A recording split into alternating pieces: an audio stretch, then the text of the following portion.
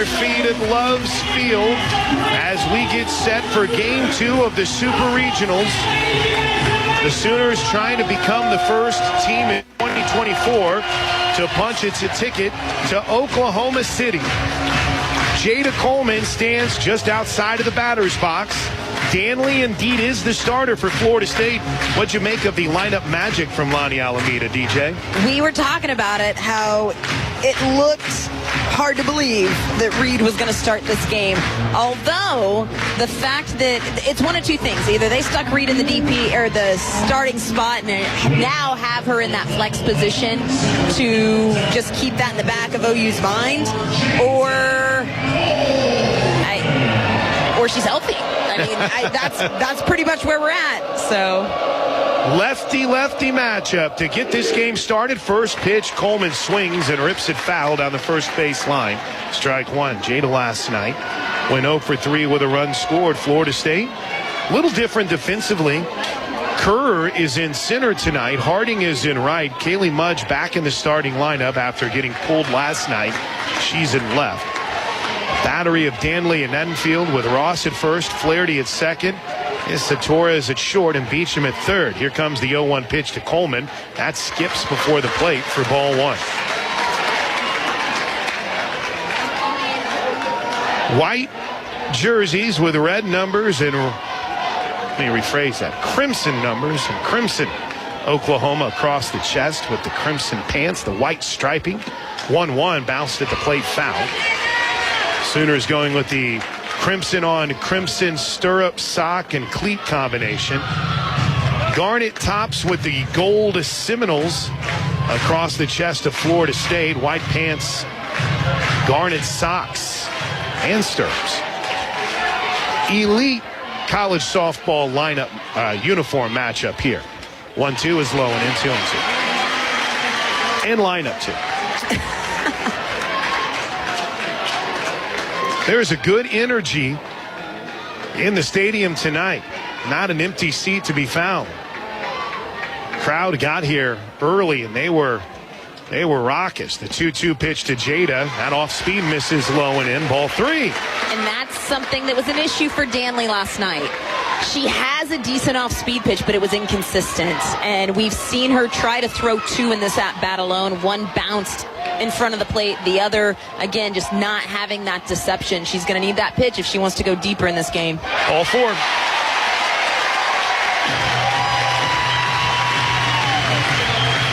So similar. Well, here is Tiare Jennings, who now sits third all-time in career home runs after hitting career home run number 95 last night. She's tied with Lauren Chamberlain, obviously. First pitch to Jennings is in the dirt, ball 1. What you see? That pitch right there, again, missing in the dirt, and she's missing in the dirt with it a lot. Really want to see these base runners recognize that and read the down angle immediately. Try to take an extra bag when she's throwing that pitch in the dirt. 373 average for Jennings on the season. She takes ball 2 out. There was a 6-game stretch near the end of the regular season where Tiare struggled. Finale of the Houston series, the UCF series, and the first 2 games of the OSU series. 2-0 pitch headed home. That's in for a strike, just barely over the outer edge of the plate. In that 6-game stretch, Jennings went 2 for 24. Since, she's had a hit in 7 of her last 10 games and is hitting over 400 in the final 10 games. The 2-2 is an off-speed that doesn't quite find the zone, ball 3. We talk so much about, I mean, there are so many superstars in this lineup, but you really, I have kind of said this all season, this offense goes with Jennings, and I don't think that it was a coincidence. 3-1 is popped up, shallow right field. Racing in is Harding. She makes the catch, though. Kind of made the routine look a little bit spectacular there, out number 1. 7 of the last 8 games for Jennings, I should say. In those last 8 games, she's hitting .400 with 4 home runs and 8 runs scored. So she has been clicking when the Sooners needed her to. But she pops out here, 1 away for Ella Parker. Freshman of the Year finalist. First pitch, she wanted to, checked her swing and take strike 1 on the off speed. Better spot on that off speed? Yeah, I mean, it's still kind of, I think she's still searching for, because that feels a little elevated, right? So finding that spot of getting it out of the dirt, but still keeping it below the belt. Like that one. That was a good one. Strike 2, Parker buckled at the knees. And you could see that fall off the table. That's the changeup that she's been searching for. Now, offensively, you've got to recognize it, sit late, and get rid of it. She didn't strike out a batter last night. She's up 0-2 on Ella Parker. The pitch in the dirt, 1 ball, 2 strikes. Has she thrown her 3 straight changeups? 2 for sure. The last one, again, kind of that off speed that's getting buried in the dirt, but if it's working and you've got people off balance, why not? 1-2, bounced over the head of the third baseman, Beecham into left field. Ella Parker works the dirt. The Sooners have something cooking in the first. 2 on, 1 out. Here's Alyssa Brito. The high hop, and that pitch a little elevated, and the freshman just taking it and pounded into the ground, kind of like a uncalled chop. Love it. And the speed of Parker. I mean, no one made a play on it, but even if they had, I think Parker would have had it beat. Beecham a little undersized over at third. .410 average for Alyssa Brito, who takes ball 1 in the dirt, who had a historic night for the Sooners last night. The 3-hit game ties the mark for most hits in a super regional game for Oklahoma and an individual single game. Here's the 1-0 to Brito, headed home. Check swing on an off speed that misses low. She is just peppering him with the changeup. Well, and I feel like they're kind of taking the approach so far with the pitch calling of try to get them at least a little bit out on their front foot. If this one's anywhere near the zone, Brito's hitting it to the moon. 2-0 is a little bit low and away, ball 3. But you can just kind of take in the approach of, well, they're not going to hit a changeup hard. Now the deal is you got to throw for a strike. That's right. She hasn't yet.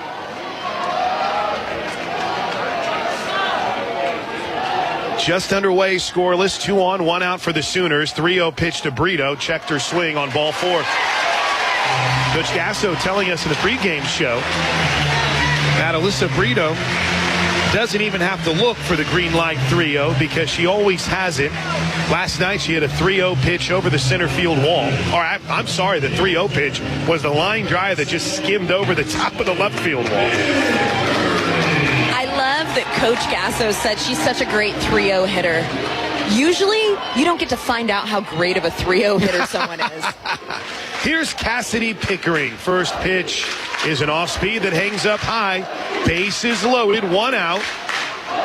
The Sooner fans are creating an uncomfortable situation here for Danley, and the Sooner offense looks to cash in. Brito at first, Parker at second, Coleman at third. The 1-0 pitch headed home to the lefty Pickering. Swings and bounces it foul at the plate.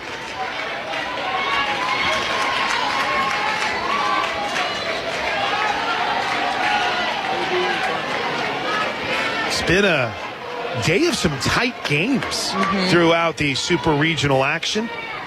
Fun to have softball all day long knowing this is looming. The 1-1 is a good pitch on the inside edge for strike 2. 2 for 2 last night for Pickering with a couple of walks, drove in a run, scored a run. 1-2, expecting the off speed. Pickering's got to sit late here. Here comes the pitch. Popped it up, shallow left field. Racing out, though, is the shortstop Torres to make the catch. And now the Sooners will have to go with 2. And here comes Kinsey Hansen. She homered last night. What'd you see that Danley was able to do there to get Pickering so off balance? I think Pickering was sitting late. I think Pickering was expecting off speed in some way. We've seen so much of it from Danley, especially in the 1-2 count, and then Danley came in with a little bit of speed, and you could just see that Pickering was late and got jammed. She starts with some heat. Strike one to Kinsey Hansen. 9 home runs on the season for K9.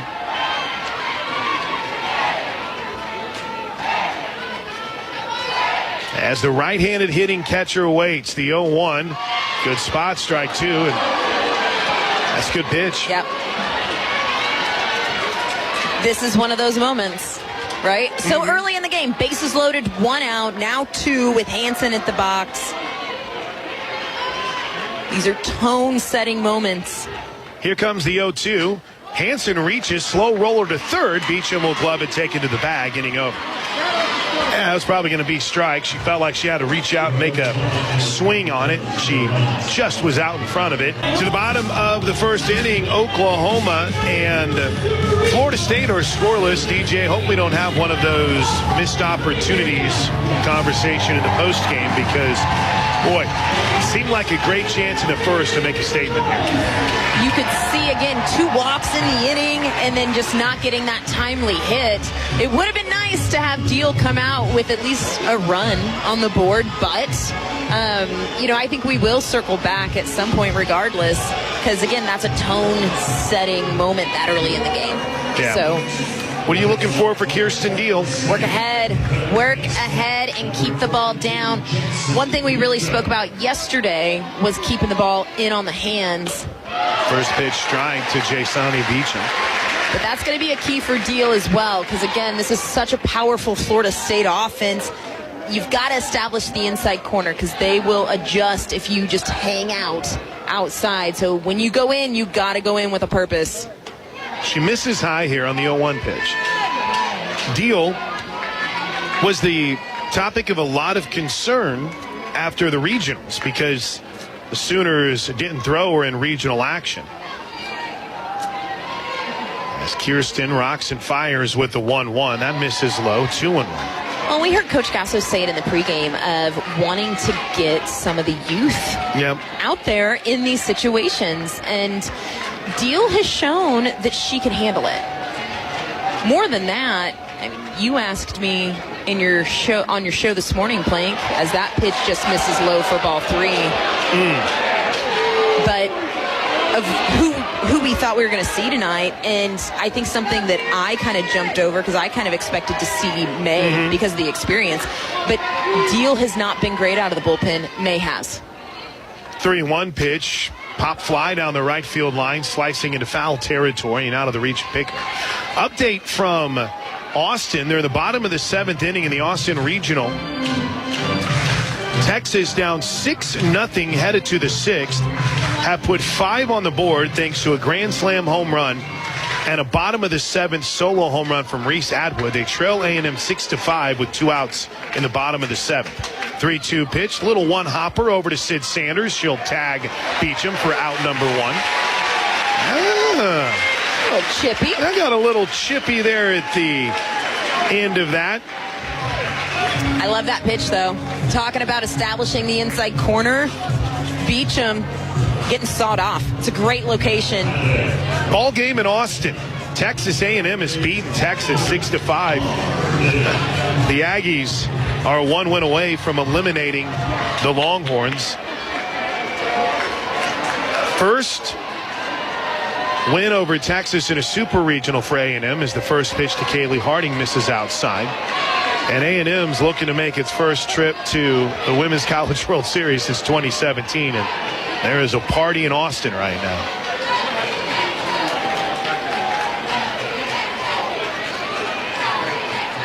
Harding, the right-handed hitting senior right fielder, the 1-0. Oh, wow. Deal absolutely pulled the string on an off speed, and I think Harding might have got a piece of it, but she drilled herself in the ground for strike 2. Just underway, scoreless, bottom of the first inning. Sooners stranded, the base is loaded in the top half of the first. 1-1. Good spot, strike 2. We're only 2 batters, I'd say a batter and a half in here in the bottom of the first, but you can really see Deal being particular with her spots. And Harding, you can see her guessing a little bit in the box. Deal from the bell, rocks, fires, ground ball to short, backed up on by Jennings. Takes it on the big hop, throws 2 away.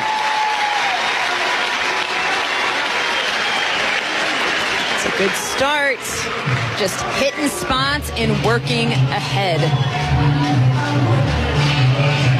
So my scores, courtesy of Air Comfort Solutions, your total home solution for plumbing, heating, air conditioning, and electrical, make the winning call today. A&M takes game 1 6-5. They'll play again tomorrow night at 6 p.m. Baylor first pitch, a little bit low, ball 1. Tennessee came from behind to beat Alabama 3-2. Missouri falls to Duke 6-3. Just getting started, Arizona and Oklahoma State. LSU Stanford later tonight, as is UCLA Georgia. UCLA up 1-0 after their 8-0 win last night. Here's the 1-0 to Edenfield. Pop foul off the net, strike 1. Didn't like where that pitch was, though, I'm not going to lie. Yeah, the height was not outstanding. It was a dangerous spot. Lonnie Alameda, like we see sometimes in this sport, does not coach a base. She has Travis Wilson over at third. Kaylee Rafter at first. What a spot. The 1-1 pitch is in for strike 2. Rafter was elevated from volunteer assistant coach to the third assistant. So it's a crew that's been together for 3 seasons. But Troy Cameron has been there 5 years. Travis Wilson 13. Here's the 1-2 pitch from to Edenfield. Popped up, right side. Who's got it? Torres is calling off everybody. Makes the catch. Inning over. What a start for Kirsten Deal. She sets down the Florida State Seminoles in order. 1-2-3. How about that, kid? We head to the second. Oklahoma and Florida State are scoreless. This is Sooner softball from Learfield. That's all they are, is just shifting. And it has nothing to do with making any sort of substitution. The biggest part of all of this was we didn't know whether or not Reed was able to throw or not. Yeah. She's looked pretty good in her warm-up tosses. She has not pitched at all since April 21st. When you look at the overall stats for Florida State this season, she's among those who have seen, I guess the best way to put it would be quite a bit of action for Florida State. I mean, we've talked about it being a young staff. Ashton Danley leads with 43 appearances, but Reed is second with 30. So this is her 31st appearance. So that gives you an idea of how much she was used. This is her 31st appearance, and she hasn't pitched in over a month. Here's Riley Boone. First pitch to the Sooner left field is a little bit out for ball 1. And so we don't know the specifics of what Reed was dealing with. She's a lefty. But I guess it's fair to say she's back. Or at the very least, they're going to see how much she can give them here. The 1-0 to Boone. In a scoreless game, all 2 misses outside. Well, and if you're Florida State, too, you've got to play the long game, right? You've got to also play kind of managing your pitching staff in a way that you're expecting to play a game 3 tomorrow. So having Danley and putting all of your eggs in her basket for a complete game puts you in a tough spot. Boone checks her swing on ball 3 high. This will be the 3rd time the Sooners have faced McKenna Reed. In the midweek game these 2 teams played last year, she went 2/3 of an inning, gave up 4 hits and 2 runs. 2 of those 4 hits were home runs. Here's the 3-0 to Boone. Shows bunt. It's strike 1. She pitched in the first game of the Women's College World Series, and it was an interesting decision because she came in and immediately the floodgates opened up for Oklahoma. 1 inning pitch, 3 hits, 2 runs. The 3-1 to Boone is bounced to the right side. Big hop for Flaherty. Wonder hands it to first, 1 away. I'm curious, as this progresses, are we going to see Danley in the 3rd inning, or you stick with Reed because Danley has already faced the top half of this lineup, right? So this is going to be a chess game for Florida State. I think that's been made very clear. tonight, what you have to. You have to find a way to get as much as you can out of this pitching staff. Here's Alina Torres for the Sooners. First pitch is ripped foul down the left field line. She knows she was a skosh in front of it. Somehow a skosh in front of it when the scoreboard says 65 miles an hour. Throw a changeup. It looked like Mimi Gooden was coming into the Florida State dugout from the bullpen. That'll be worth keeping an eye on. 0-1 is an off-speed that misses way low. 1 ball, 1 strike. Good night last night for Torres. 1 for 3 with the 2 runs batted in. Hit the ball hard. Yes.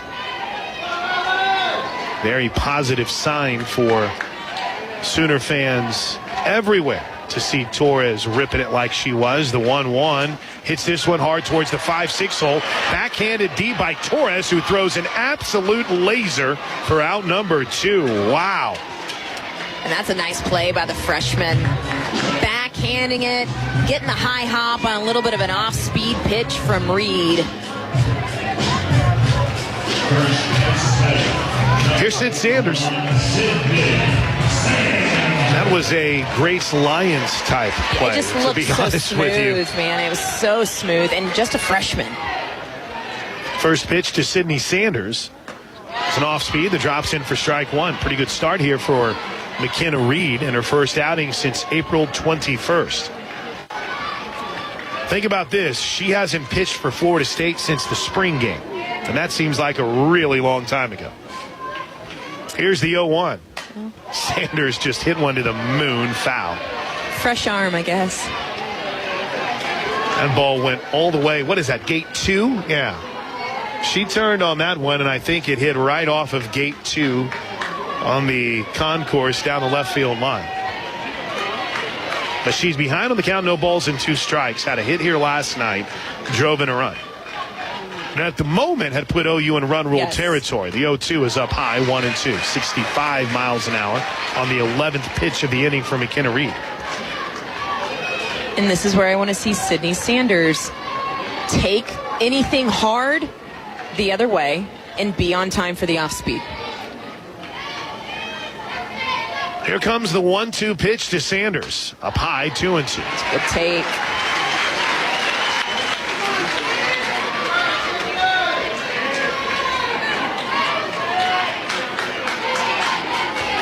Florida State win pushes us to an if necessary game tomorrow. An OU win, we're off to OKC. Sanders gets it cut, fouls it back. And you can kind of just see the pitch sequence coming from Florida State. Pitch calling is all about distorting timing. That's all it is. And you can see it, whether it's coming from Reed or Danley, trying to distort timing. So it's so important. Good piece of hitting there by Sydney Sanders, getting rid of the changeup. 2-2 again, headed home. Sanders pops this one up right side. Easy play for the first baseman, Ross. And Oklahoma has something here in the second that hasn't happened so far this entire Super Regional. They go in order.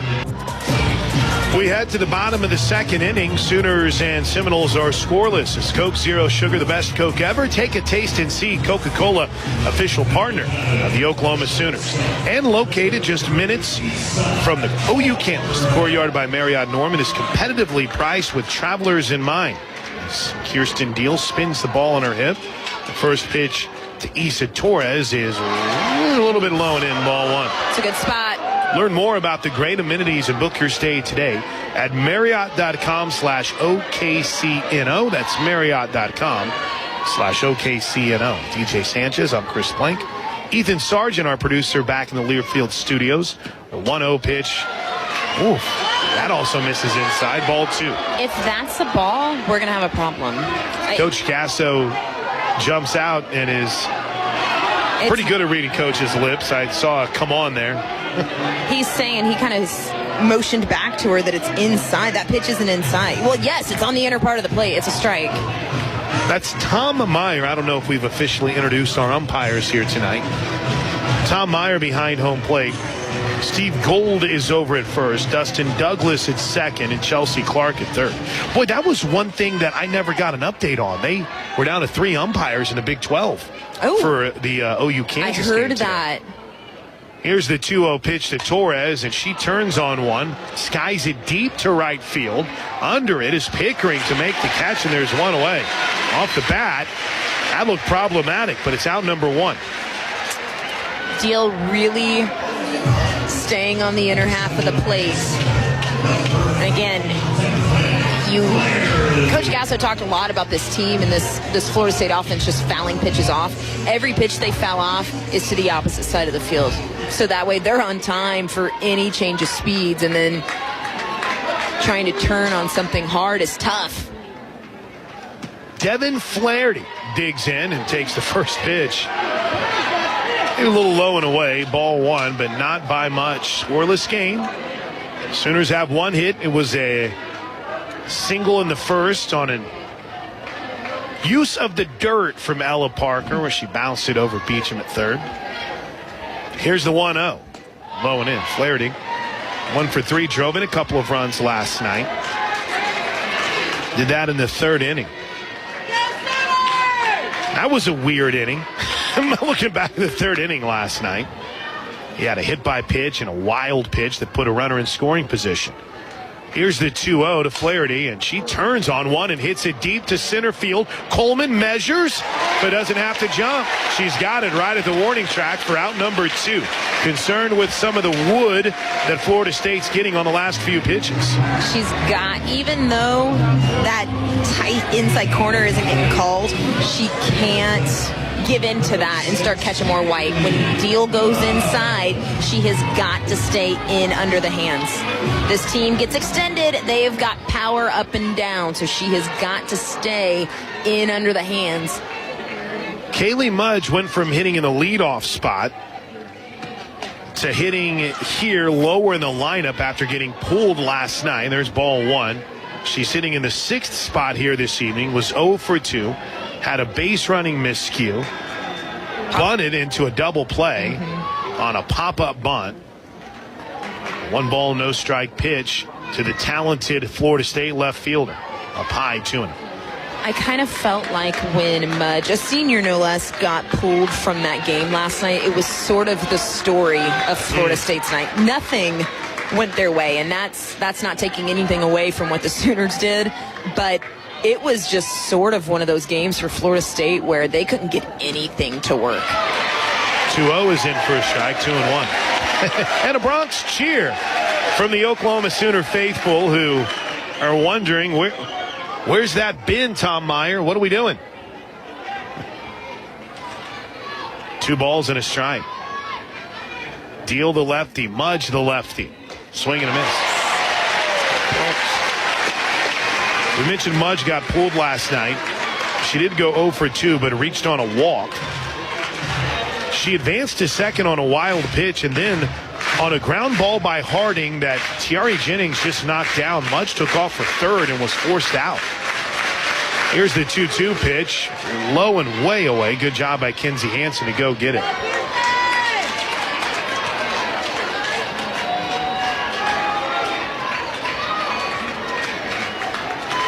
Scoreless game. We're in the 2nd.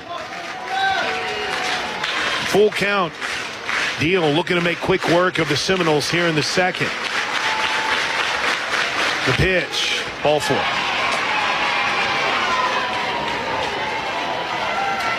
There was a rather extensive conversation today about the pitch clock, the action clock from last night, as Janai Kerr digs in, has moved to center field tonight, and whether or not there was a quick trigger on the start. First pitch to Kerr is low and in, ball 1. And it's been kind of at the ump's discretion for a majority of the season, where you can decide to start it as soon as the pitcher catches it. You get back to the back of the circle. It's kind of been up in the air. Here's the 1-0 pitch. Ground ball right side, backhanded by Sanders, but it hits off her glove. Actually hit the runner after ricocheting off the glove of Sanders, and everybody's safe. And that is a tough one because that's usually a play that Sid Sanders makes. I bring up the pitch clock because it seems as if tonight the start of it has been a little bit more deliberate and have given a little bit more time. I will say that the tempo of last night's game just did not. It wasn't there. First pitch to Ross is a strike. Maya Ross. Looking in the on-deck circle, that is indeed Ashton Danley, so she will hit, or at least she's slated to hit here. The 0-1 pitch, fouled off, good cut by Ross, and quickly deal after the walk, and they did ding Sid Sanders with an error, trying to work around it. Ahead on the count, no balls and 2 strikes. Crowd comes alive. First and second for the Noles, 2 outs here in the second. Scoreless game, the pitch from Deal. Ground ball left side, backhanded by Brito. Steps on the back, and foul ball. It's a good 2-strike pitch from Deal.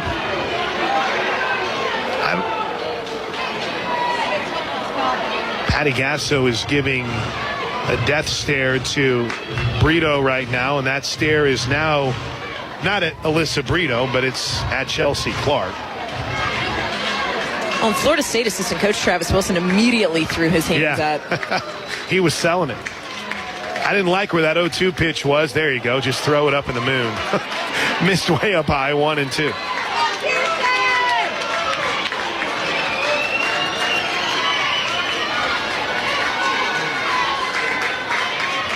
One ball, 2 strikes. Let's see what Deal's got up her sleeve here. She spins the ball on her left side. Stares in. Rocks. Fires. Popped up on the infield. Diving catch. No, it popped out of the glove of Deal, who stumbled, and that ball was put in an absolutely perfect spot. And now Florida State is going to go with a pinch hitter in this 9-hole in their lineup. That was popped up in just no man's land on the infield. Deal, I don't know if that's supposed to be her ball or not, but nobody was near it. That's not Deal's ball. I absolutely love the effort. But Sydney Sanders, she was deep. I mean, again, it was in no man's land, but between Torres and Sanders, someone has to take charge on that. Mm-hmm. It's not like it was a low-hanging. It wasn't sky high. It wasn't a Texas leaguer, but I mean, it was in the air long enough that somebody should have taken charge. And I think, not having it on replay, but I think Sid Sanders almost retreated back to the bag instead of going for the ball. She's got to go for the ball. So Katie Dack will pinch hit here, and immediately Jen Rocha makes her way out to the circle. Now we're talking about the chess game that Florida State's trying to play in the circle. Mm-hmm. They've burned Danley's sub. So, I mean, when they re-enter her, they can't take her out of this 9 slot again. So I got a feeling that probably wasn't the game plan of burning her pinch hit in the second inning. And maybe they feel like this is their best chance to do something. Dack digs in, 270 hitter. Only 241 with 2 outs. First pitch strike from Kirsten Deal.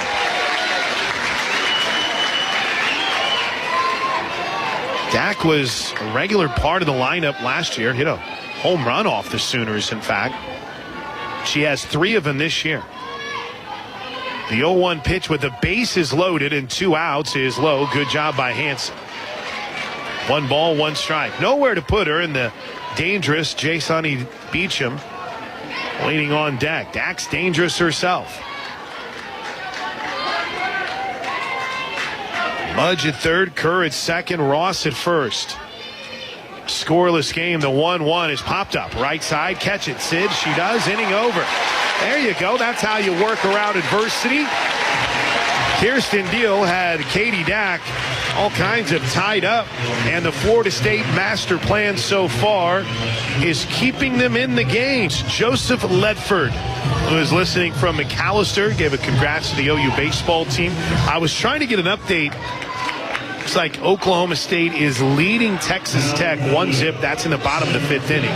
Sooners will play the winner of that tomorrow at 6 p.m. Charisse down in Austin, Jalen here in Norman. Joe Fournier on a Carnival cruise ship as the first pitch to Jada Coleman is in for a strike. The Carnival cruise ship Liberty has this locked in on the franchise app. There you go, Joe. Coleman walked her last time up. First time seeing Reed, and she drills one deep to left field. Mudge, though, has a beat on it, makes the catch, and there is one away.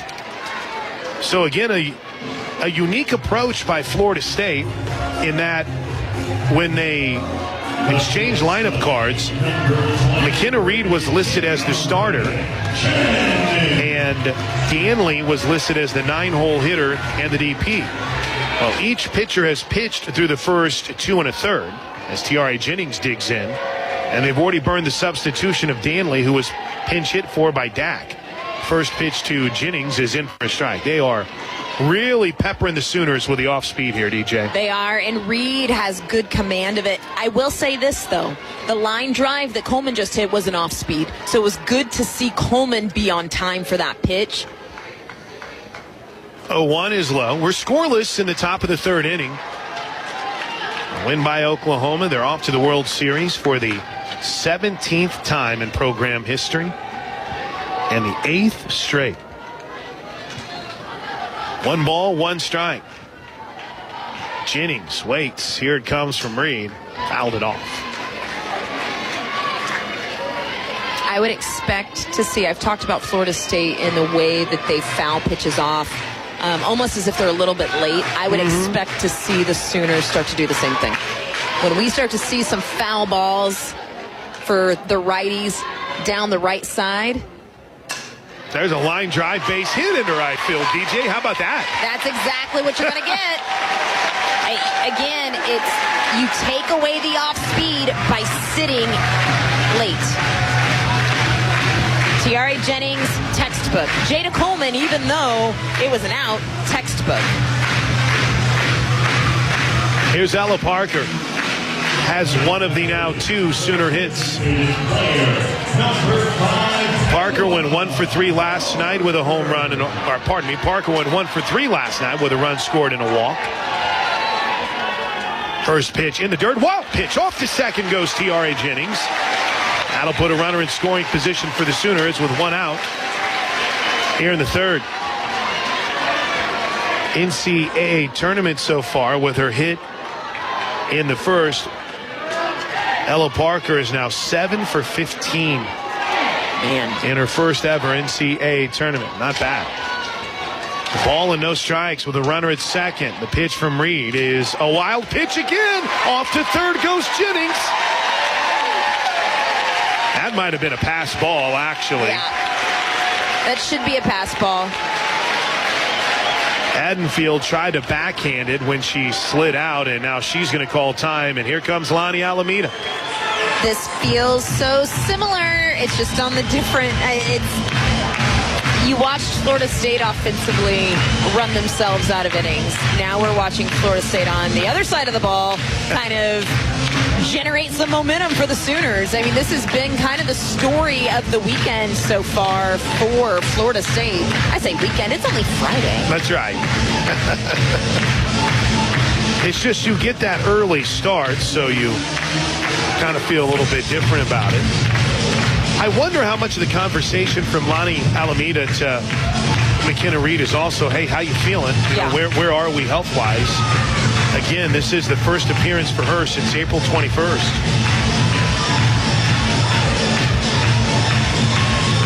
Meetings are over. Back-to-back balls to the backstop, a wild pitch, maybe a pass ball. In fact, it was ruled a pass ball. Here's the 2-0 pitch. Ball 3 low, and that ball even popped out of the mid of Haddonfield. Tiare Jennings stands at third in the scoreless game. Oklahoma looks to strike first. Here comes the 3-0 to Parker. Ball 4.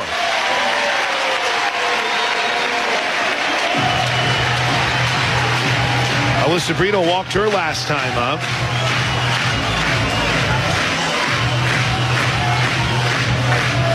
Something that's been interesting for me to watch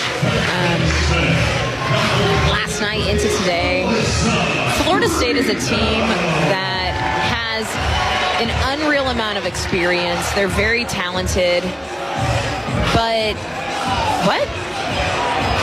He just Brito did not get in the batter's box by 10 seconds on the action clock, which is kind of BS because I don't think anyone was set, but here we go. The 0-1 pitch to Brito is outside off to second goes Parker. Now they've got her in a rundown. She's going to get back to first. Now she's racing to second. Here comes Jennings trying to score. They threw it away. They threw it away. Ella Parker on the double steal was able to stay in the rundown long enough to allow Jennings to score from third.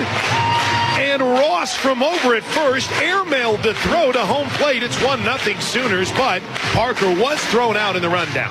But that's as good as a sacrifice coming from Parker. That was executed perfectly. She got Ross to chase her and take her away from home plate. Great jump by Tiare. Perfectly executed. And a 1-1 pitch misses outside, 2 balls and a strike. But to kind of get back to my point about Florida State, the demeanor shift has been, and we saw it last night, we're starting to see it again. So getting that run on the board in the fashion that it happened, it's putting pressure on Florida State, and I feel like you can see it all over their body language. Ball 3, 3 balls and a strike. 3 balls and 1 strike. There we go. Cassidy Pickering waits on deck. McKenna Reed stares in. The pitch headed home from the lefty. Pop foul off the net. Oh, Patty Gasson. And what a job by the freshman. She could have easily went ahead and took second base, but she waited until Torres caught it. Or pardon me, Flaherty caught it, and then the chase was on. Flaherty almost got it. Had to throw it back late. That allowed Jennings to head home. 1-0 Sooners. Full count pitch to Brito. Ball 4.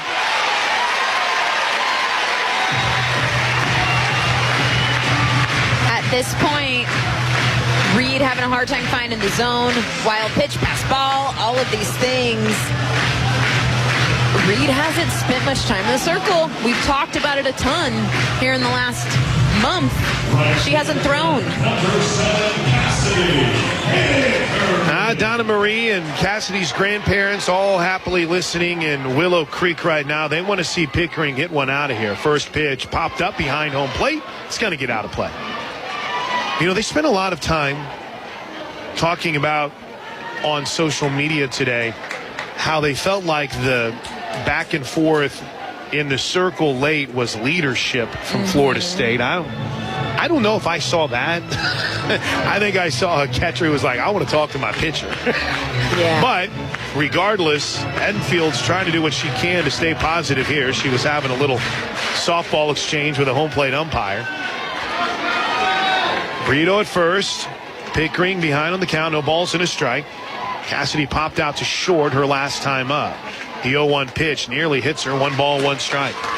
Yeah, I can appreciate the idea of a catcher and the leadership aspect of it. However, I feel like, and kind of again talking about some of the demeanor that we've seen from Florida State, I feel like they're looking around and look a little bit rattled. We saw it last night. We're seeing it right now. Well, yeah. What is this? They're having problems with the softball.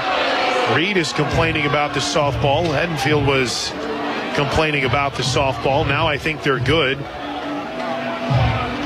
A little extra dirt on the hand or something that Flaherty gave her. I don't know what's going on here.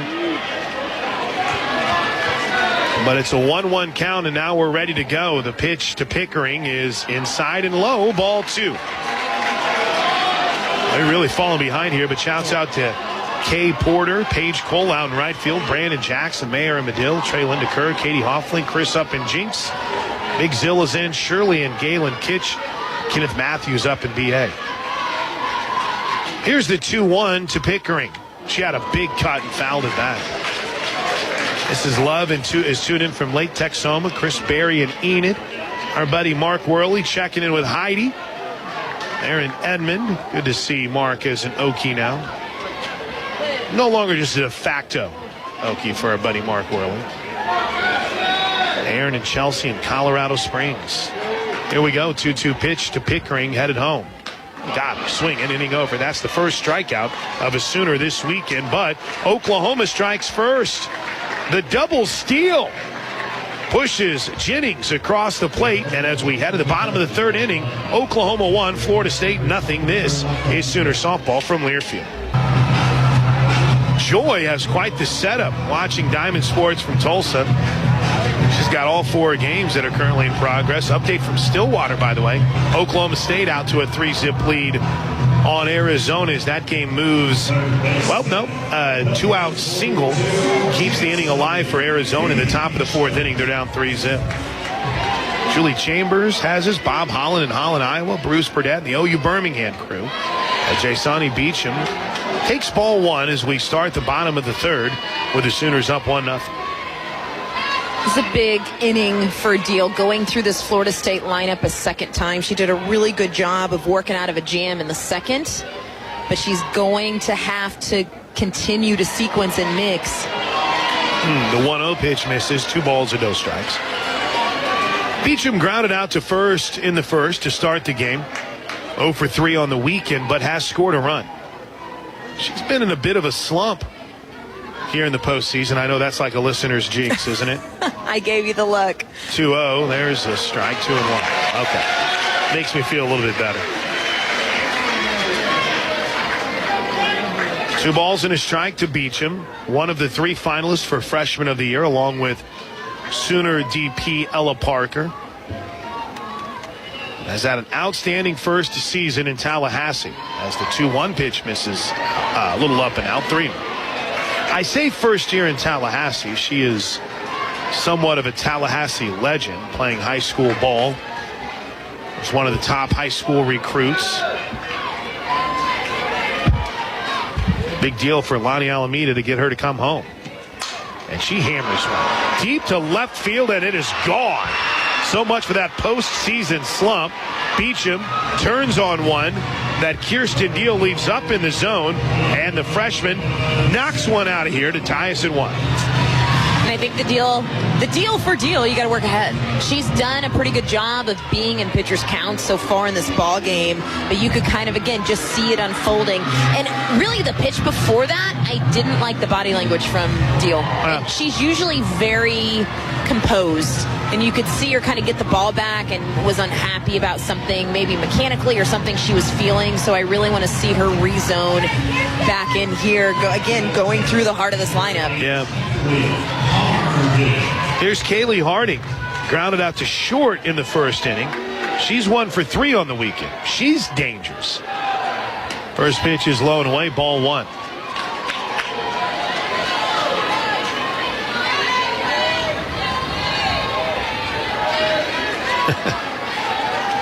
One ball, no strikes. 1-1 game. Each team now with 2 hits. And K9 and Kirsten Deal are going to talk it over a little bit. I think Hansen sees it a little bit. I always feel like Deal is very even keel. And again, I've seen 2 pitches in this inning of her kind of get the ball back and look a little bit frustrated. Very un-Deal-like. Right. Now we're ready to go. Deal stares in. The pitch to Harding. That's way outside. Alyssa Brito barks words of encouragement towards the circle. And now Jen Rocha is going to come out to chat.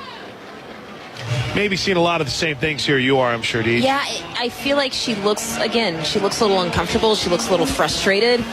But again, one thing that Kirsten Deal usually has is composure. So good spot here to just take a breath. You got a tie ball game and go after Harding, but she's got to be careful with this pitch here. Behind 2 balls, no strikes. Make a pitcher's pitch and a hitter's count. Won't see a pitching change here, just a long conversation. Jeremy Davidson has us synced up in Issaquah, Washington. Zane and Jana checking in from North Huntington, Pennsylvania. Adam is on the combine in Kingfisher. Michael Lovelace listening outside in the Village. All right, all the meetings are over. Here we go. The 2-0 pitch. There you go, strike 1.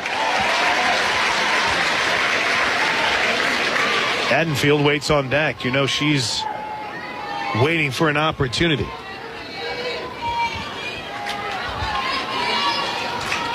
Two balls and a strike. Deal spins it, fouled back by Harding on a pitch that climbed the ladder, maybe a little bit up. Pretty good location.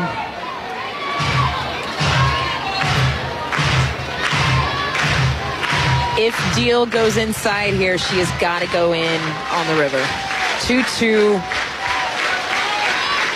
Got to come in strong. Rocks, fires, fouled back. Looks like she took a little bit off that. Scoreboard had it at 56 miles an hour. Mikey is out in El Dorado Hills. Tommy and Cindy have us locked in. Miss Jane Jetson down in Dallas. Mo Sooner and the McKinney family synced up in Houston, and Lisa in the Oklahoma Panhandle. 2-2 pitch here to Kaylee Harding. Here it comes. Line drive over the head of Torres into right field. Just got over her glove on a hard hit ball with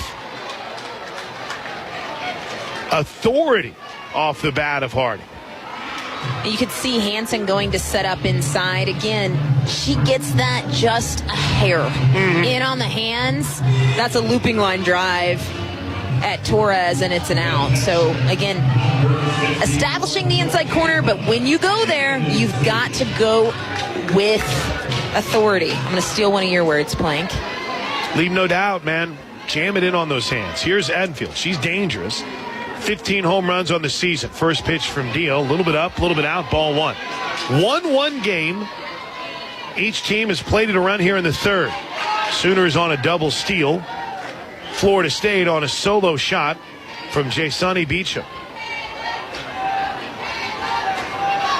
Here's the 1-0 pitch from Deal. Good spot, just missed low. It's a pretty good location. And we're in the middle of this inning. Nobody out. Back-to-back hits. I think the thing for Deal here, though, this is a team that's going to hit home runs. That's right. I mean, it is. So minimize the damage, let them hit their solo shot, and get back to hitting spots. She didn't hear. Miss low, ball 3. A lot of fans unhappy with that call, but it's low. That's a ball. It's low.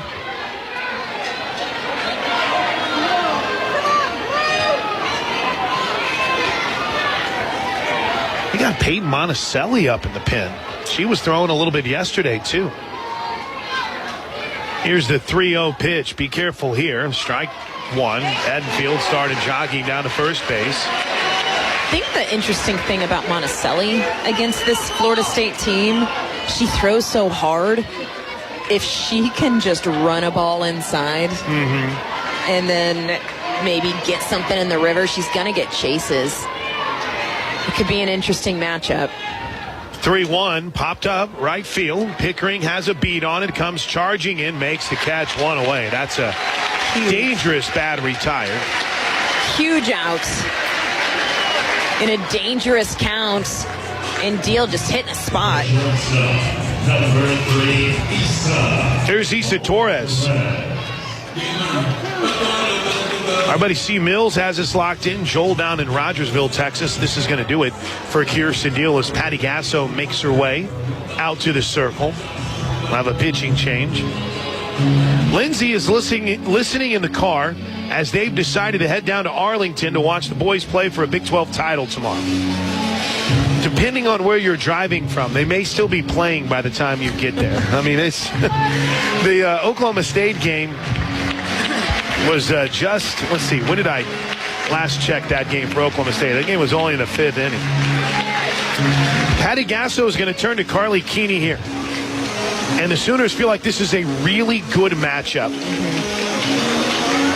They just need to make sure that, speaking of hitting spots, Carly Keeney is hitting her spots. And Keeney had a little bit of a rough outing in the regional. But we've talked with Coach Gasso a little bit about the pitching matchups. You've got to be very particular with who you're putting out there against this Florida State team. So Keeney is a good matchup, but she has got to come out of the bullpen and she's got to settle in quick. So Carly Keeney will be called upon out of the pen. A couple of quick thank yous. Krista Morris checking in from I-40 westbound in Arkansas, heading home from a graduation in Tennessee. Congratulations. Curtis Boyston's got us locked in on the Varsity app. Kevin from Topeka is watching and listening in Section 6. I'll have to get you some of Kevin's world-famous barbecue sauce. Yes. Very well done.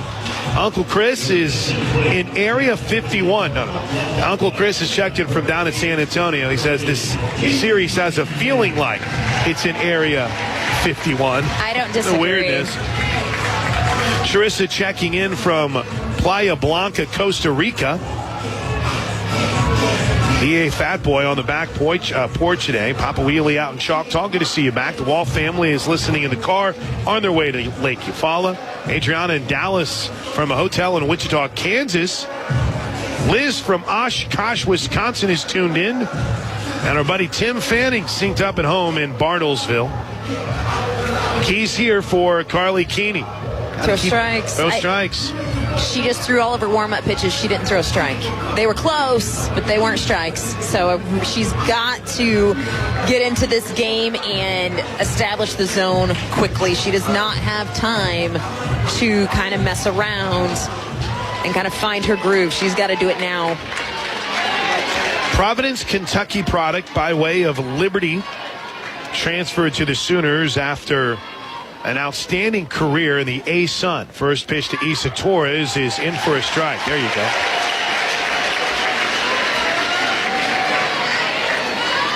If she is in the right spot with her mindset tonight, this could be good news for the Sooners. Right now we're knotted at 1.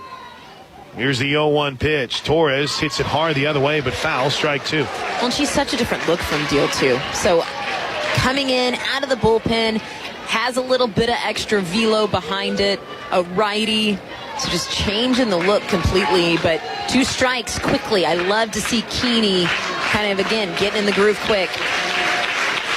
Crowd claps as she brings home the 0-2, hit foul again. Keeney leads the Sooners. This is her 24th relief appearance in 24 relief appearances. Has recorded one of the club's 2 saves this year. She has the lone hold. She's 2-1 out of the pen with a 2.26 ERA, limiting opponents to a 620 OPS. 0-2. That skipped well before the plate. Good job by Hansen, as Harding will stay at first. I've been a little surprised. I mean, Florida State steals a lot of bats. And it's respecting the arm of Kinsey Hansen, but there have been some pitches that they haven't even attempted to take off on. 1-2. There's another one outside and in the dirt.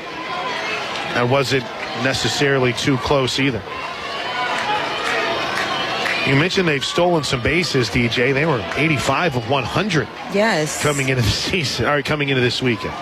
But you just kind of expect a team that's not aggressive of kind of getting better reads in the dirt. 2-2 is popped up. Left field. Riley Boone ranging back towards the track. Makes the catch short of it. And there's 2 away. It's a good start for Keeney. Devin Flaherty. Holding a look to this game with a leadoff home run this inning by Jasani Beecham. We're knotted up at 1, and there's 2 outs, a runner at first for Florida State. And here's Devin Flaherty. Drove in 2 last night. Flied out to center in her only at-bat that came in the second inning off deal. First pitch from Keeney. Oh, that's a strike. We'll take it. All right. Home plate umpire Tom Myers seeing the movement a little different from Keeney. That has not been a strike all game. If it is, keep throwing it there because that's a tough pitch to hit hard.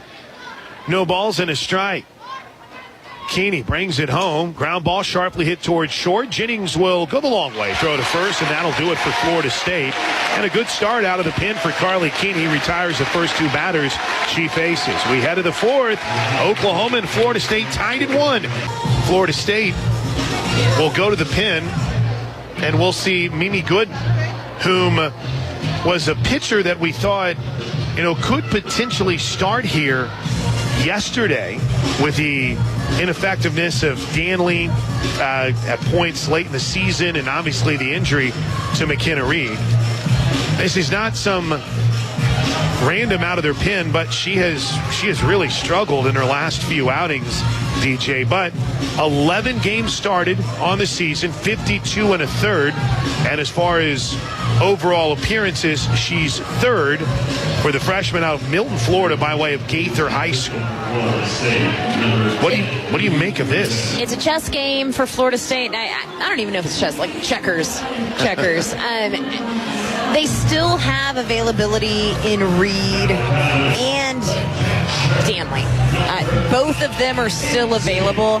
Here's the thing I find interesting, though. I mean, Gooden, statistically, opponents are hitting almost 300 off of her. Mm-hmm. I mean, so you're midway through this game.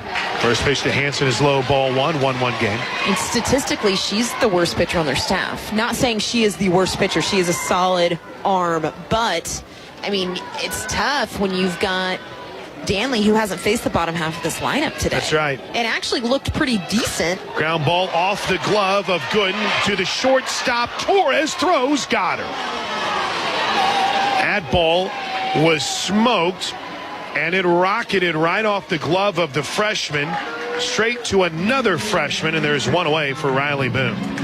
Add it to the list of weird things. Weird, man. Overall for Mimi Gooden, I gave you her starts, but this is her 25th appearance of the active Florida State Seminoles. She is 3rd. Allison Royalty injured, out for the year. First pitch to Boone is outside, ball 1. Gooden's numbers 5-1 in 52 2/3. She has struck out 23 and walked 18. Infield is in tight for Boone. As the 1-0 pitch is just kind of tried to slap at it, kind of tried to chop at it. Strike 1.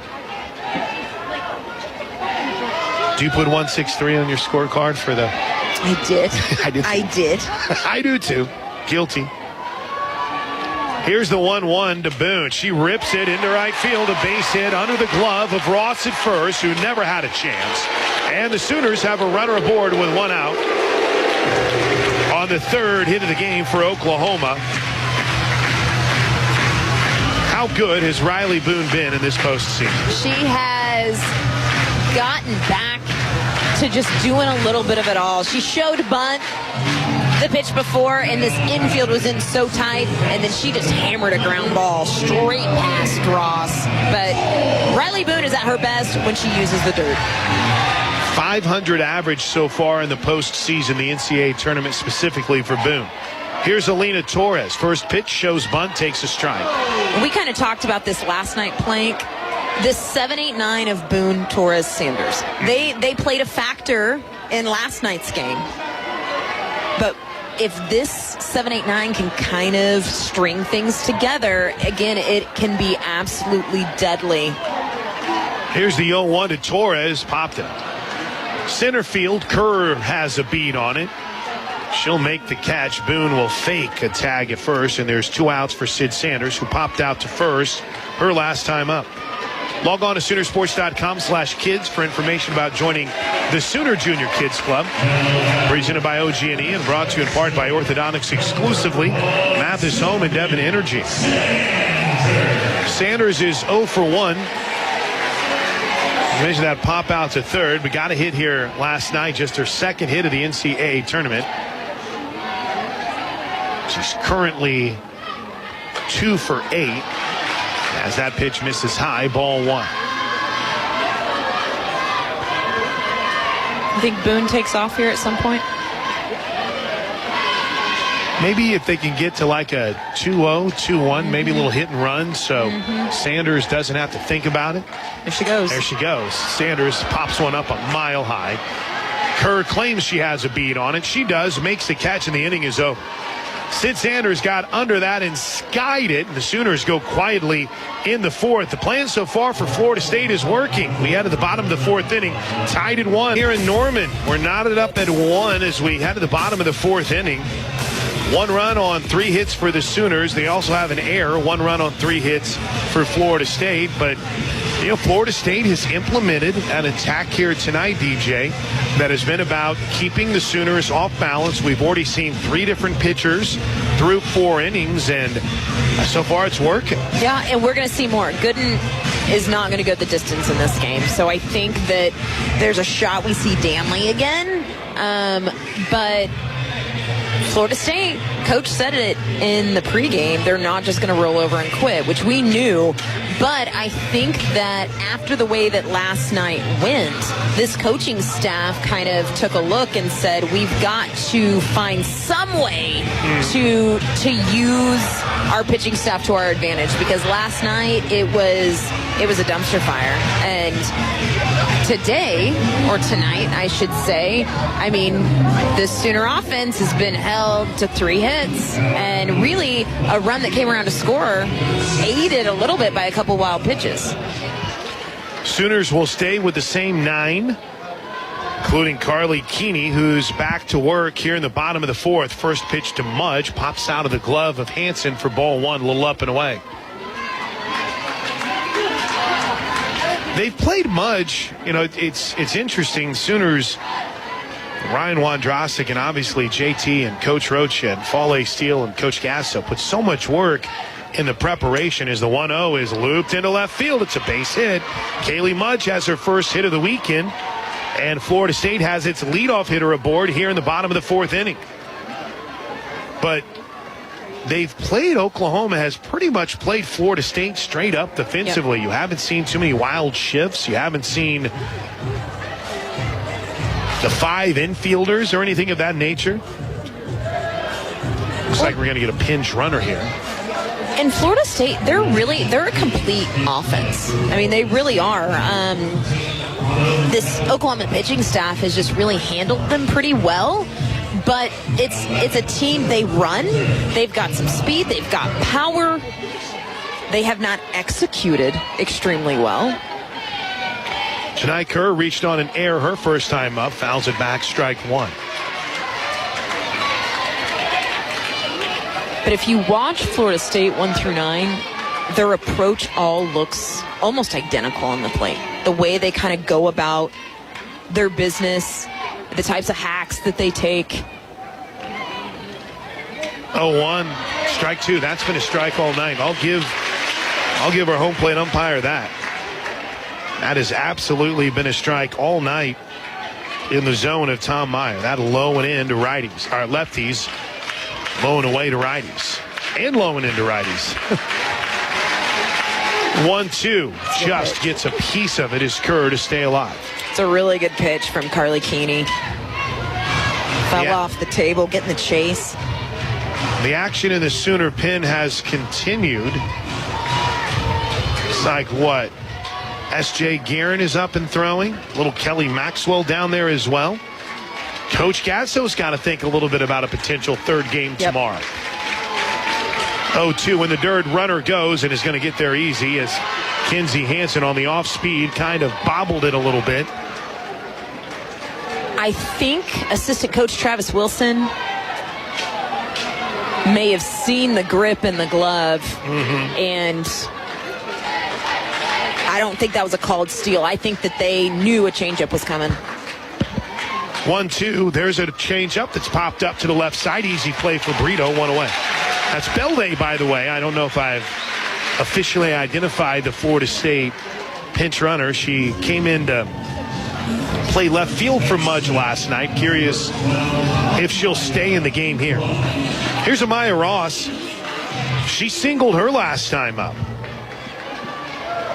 Part of that bases loaded second inning that Florida State came away empty. Sooners loaded him in the first. First pitch low, ball one.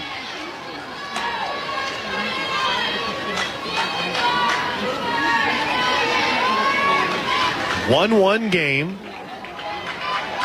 Bottom of the fourth. Sooners are the visitors. Game 2 of the Super Regional. There's a pop-up into shallow left field. Jennings races out. Makes a nice play for out number 2 on an over-the-shoulder catch. Keeney is doing a great job of taking that screwball and just running it in on these righties' hands. Here's Katie Dack. Well, I guess they have not re-entered. Yeah, they haven't re-entered. They're going to let her sit. Okay.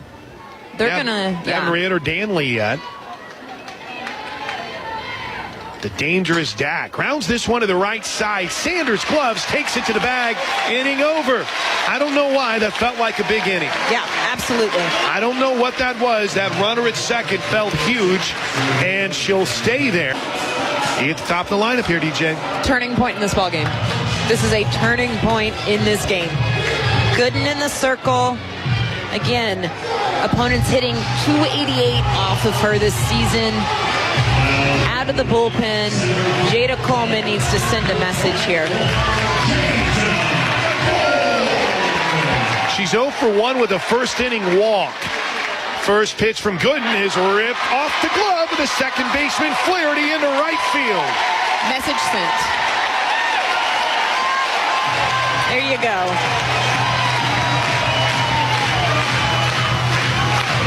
That was smoke. Here's Tiare Jennings. Tiare Jennings is 1 home run shy of having third place in the all-time home run list, all to her lonesome. She takes a first pitch strike. 1-1 game, each team with 4 hits. This is kind of what we expected from this Super. Here's the 0-1 to Jennings. Popped it up behind home plate. She had a cut.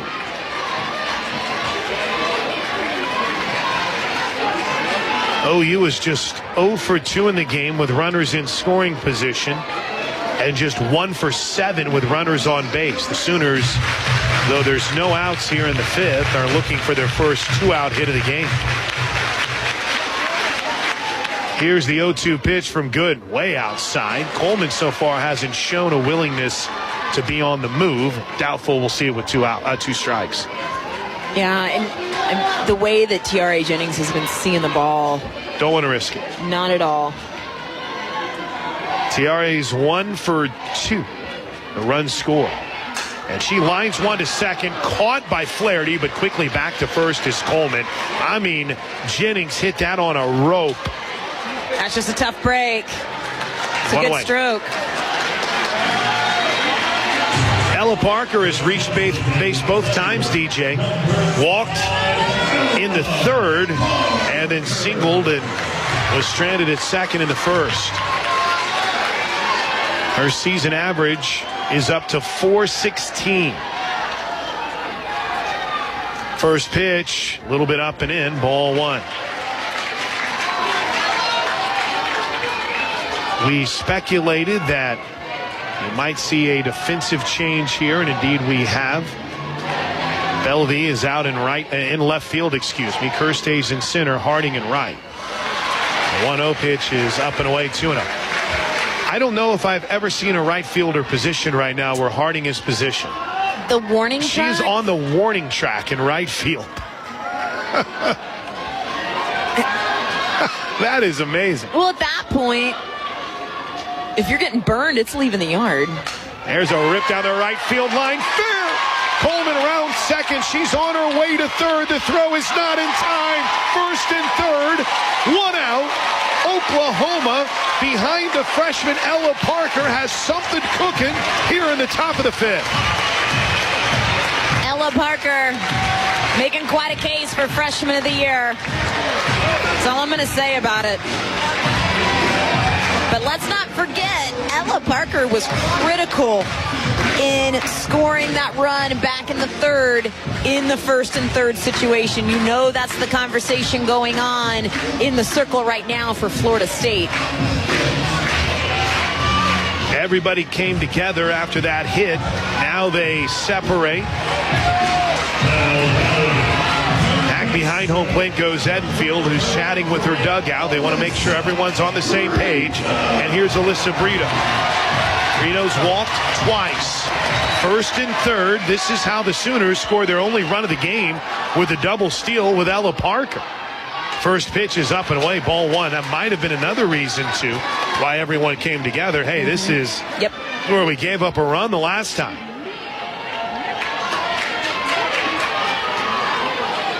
Or Alyssa Brito could just hit one to the moon and make this a 4-1 game. Checked her swing on a pitch a little bit up. 2 balls and no strikes. And here comes Lonnie Alameda. Now you're behind 2-0 right now to Brito, who is every single take also is just competitive that she has had. You can see she's on time. She's seeing the ball well. The huddle in the circle includes Lonnie Alameda and her entire infield. Patty Gasso talks with Fale Steele as JT chops it up with Brito, his on-deck hitter Pickering, and the Sooner base runners. And the crowd has worked into a frenzy here. Lonnie's done with her conversation. Lonnie Alameda spent 5 years at UNLV, and in those 5 seasons only had 2 years in which she was over 500. But when she went to Florida State, Deej, it wasn't much of a program. Yeah. And she's turned it into a powerhouse. She's won 8 Coach of the Year awards in her career. She's one of the best. And I think what's cool about her staff, too, their staff, Travis Wilson's been there for over a decade. So, I mean, it's pretty awesome to see what they've built. 2-0 pitch to Brito is a wild pitch. Here comes Coleman with the go-ahead run on a wild pitch. It's 2-1 Sooners. Gordon threw it to the backstop, and Coleman wasted not a second as she flies in from third. It's 2-1 Sooners. Wow. You take your runs in postseason any way you can get them. And the Sooners have pushed 2 runs across in this ball game, and neither one of them have come on RBI base hits. And it's a 3-0 count now to Brito. Parker took off for second. You put Brito on at this point. The way she's seeing the ball. And she swings 3-0 and loops it to short. Torres makes the catch, and there's 2 away, excuse me. She always has that green light 3-0, and she thought she got one, but was just a skosh out in front of her. She put a good swing on it. They are, and here comes the pitching change. They're going to go, I would assume, with the lefty, right? McKenna Reed? Yes. And Reed, Cade Pickering, and I think we just need to quit guessing who they're going to put in the circle, because we've been wrong. I've been wrong every time. You've been right. You tell me to slow down. They will go back to the freshman, Danley. Now, Danley has not faced the bottom half of this lineup. She did face Pickering and Hansen back in the first. But again, Reed struck Pickering out in the third. And Pickering hit Danley hard last night. 2-1 Sooners. They've scored on a double steal. They've scored on a wild pitch. This pitching change is brought to you by Love's Travel Stops. Love's Travel Stops, the heart of the highway. So, need a little timely hitting here. Runner in scoring position. That's a huge run. This is the 4th pitching change among 3 different pitchers that we've seen from Lonnie Alameda tonight. An inning for Danley so far. She gave up a hit, walked 2, but hasn't allowed a run. Reed has been tagged with an unearned run.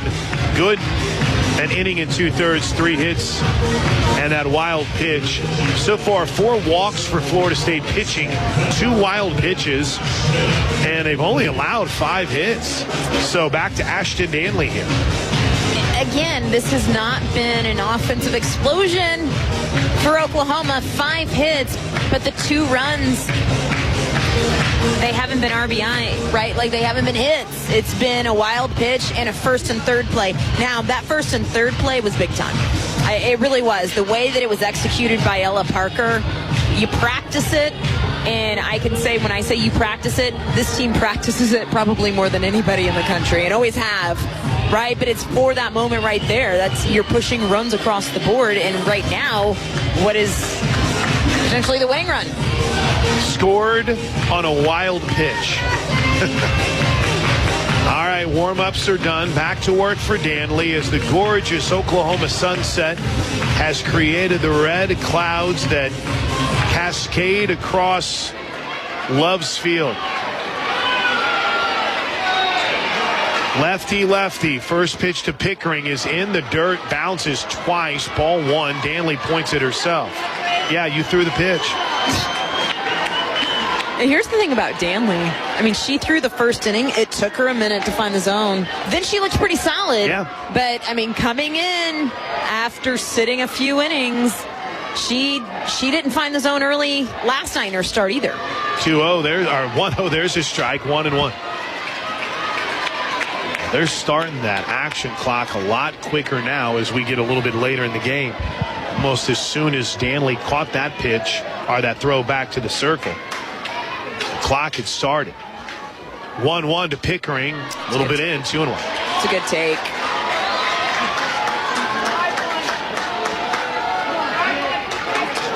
Sooners have won 17 straight postseason games. It's a school record. Looking to make it 18 in a row. The 2-1 is lifted pretty deep to left field, at the track, at the wall. It is gone! It's gone! Cassidy Pickering goes opposite field and gives the Sooners a 4-1 lead on the first home run of the game for Oklahoma. This place is juiced. I said we needed some timely hitting. How about these freshmen, man? Wow. Pickering is such a stud, and she just goes about every at-bat with calmness and just does her thing. And I asked Coach Gasso about it about last week in the regional. She goes, I don't want them to know what they're doing. And you can see it in Pickering. She's just going about her business. That is big time. For Cassidy Pickering, it's home run number 10. So the Sooners, in their starting lineup,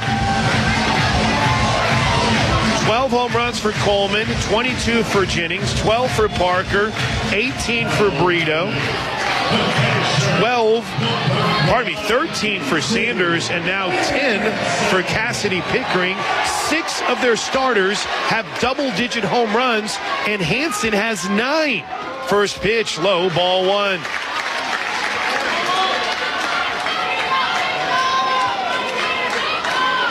Wow. And you hit it on the head with the matchup too, DJ. I think a bit of a mistake there by Lonnie Alameda, the 1-0. We're happy for it. There's ball 2. No, I'm with you, Plank. I think I kind of expected to see Reed come back into the circle. But I like this better. I do too. I like this a lot better. 4-1 Sooners. Here's the 2-0 to K9. She waits on the off speed and takes a strike on a bit of a borderline pitch. I still have yet to see the Sooner fans cheer for a strike call when OU's at the plate. Just point that out. Here's the 2-1 to Hansen. Off speed, caught the upper edge of the zone. Strike 2. Patty Gasso throws her hands up in disbelief. No way, is what she's saying. No way.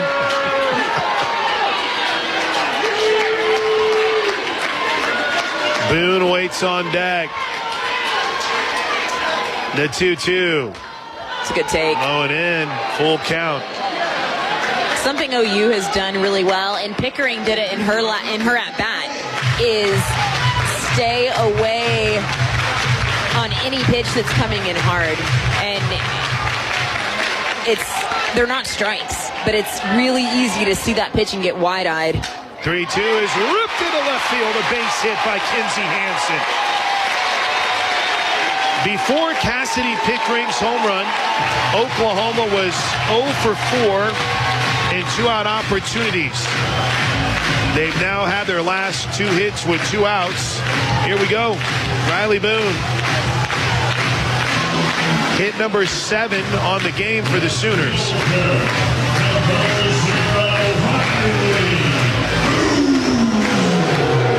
Deep in the box for Boone.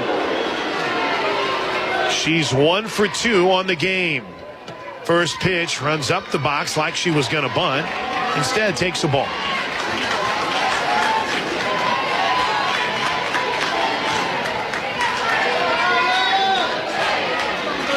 Four to 1 Sooners. Boone looking to add to that. The 1-0 pitch is chopped towards the right side. They'll tag Kinsey for the final out of the inning. Kinsey went running out of the baseline. Flaherty tags her out, and that'll do it for the Sooners in the 5th. But what a 5th inning it was.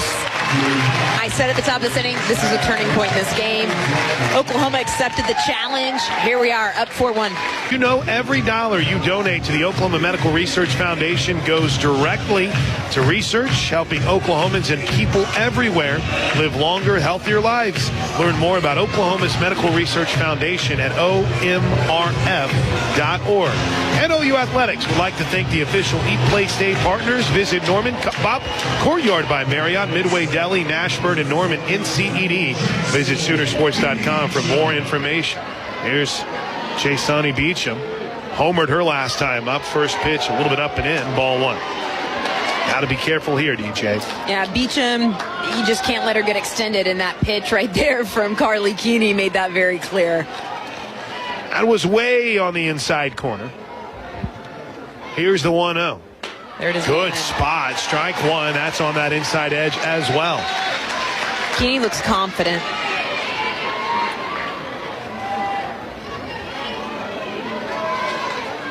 Fifth-year senior Carly Keeney. 1-1. A little bit up to him. State to a 4-1 lead. In line to get the win, but this Florida State team is dangerous. One of the best scoring teams in the country. Right up there with Oklahoma. The 2-1 pitch. Way up high, ball 3. Florida State came into this series averaging 7.52 runs per game. A team batting average of 336. Yeah, this game's not over. Like, Florida State can absolutely swing it. Good cut by Beecham, who fouled it off.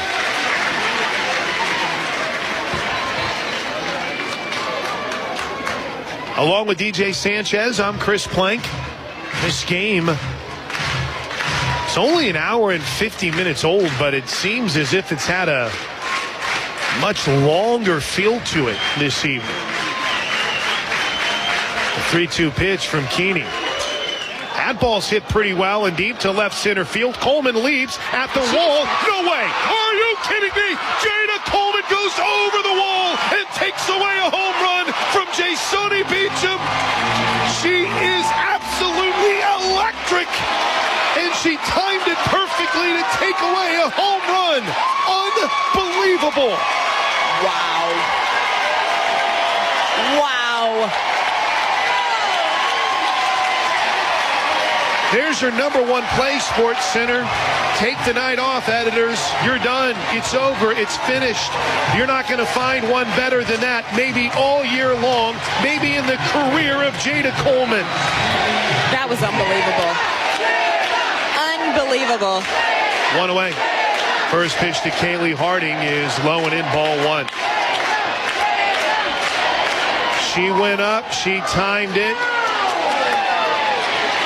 And did it again. Wow. One away. That's a big out. The 1-0 is a little lollipop change that misses ball 2. I see you, Carly Keeney. She's been working on that change this season. That's been one area that coach has challenged her, and she has paid it off. 2 balls and no strikes. Here's the pitch to Harding. That ball's thankfully foul. That thing was hit towards Mitchell Park. Harding turned on it and crushed it. Hannah Cora did indeed stay in the game after the pinch hit appearance. She's out, or excuse me, after the home run by Pickering. She's out in left field with Coleman in center and Boone now in right. The 2-1 is in for strike 2. I think Harding was waiting on that off speed again. She looked fooled. She looked surprised by the velo.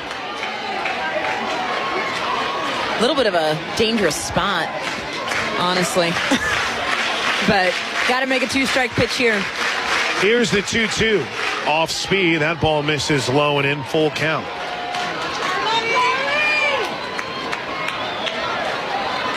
Wow, what a play from Jada Coleman. That's what you need on the road to the Women's College World Series. Full count pitch. Hammer deep to left field. If it's fair, it's gone. That ball is long gone off the bat of Harding. And it's 4-2. The fans are saying that it's foul.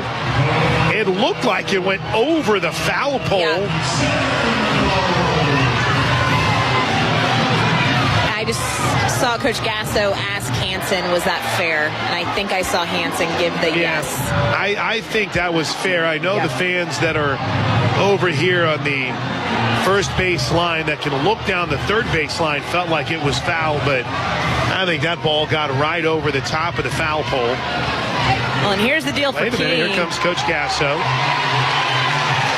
Now, this is a Coach Gasso tactic. Yeah. This is where she works to say, how sure are you? Because it looked from my vantage point like maybe it was foul. Do you think maybe your crew should take another look at it? So that way, Coach Gasso doesn't have to use a challenge. If you can create a little doubt in the umpires' minds, then maybe there's a chance that they might look at it without you having to use a challenge. Looks like Coach Gasso is not going to win that one. It was worth a shot. I mean, and here's the deal, too.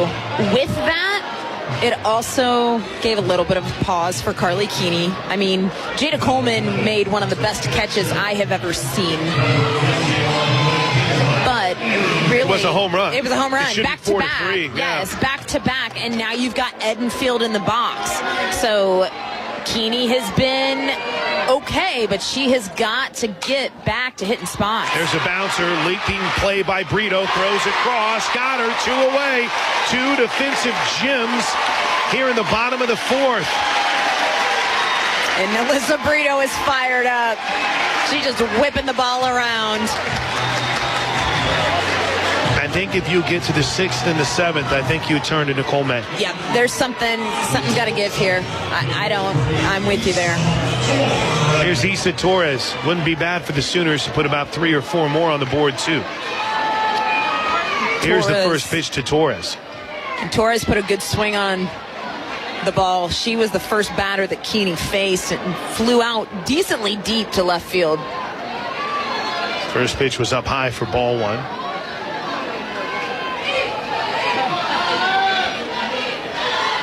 Left-handed hitting shortstop has hit it hard, has flied out twice deep. Keeney misses way outside, 2 balls and no strikes.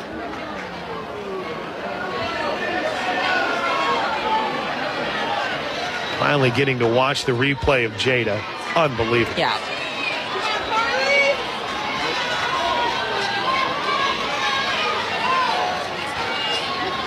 Here's the 2-0 pitch to the left-handed hitting shortstop. Plenty of time on the action clock for Keeney. That misses low, ball 3. I feel like that's been a strike.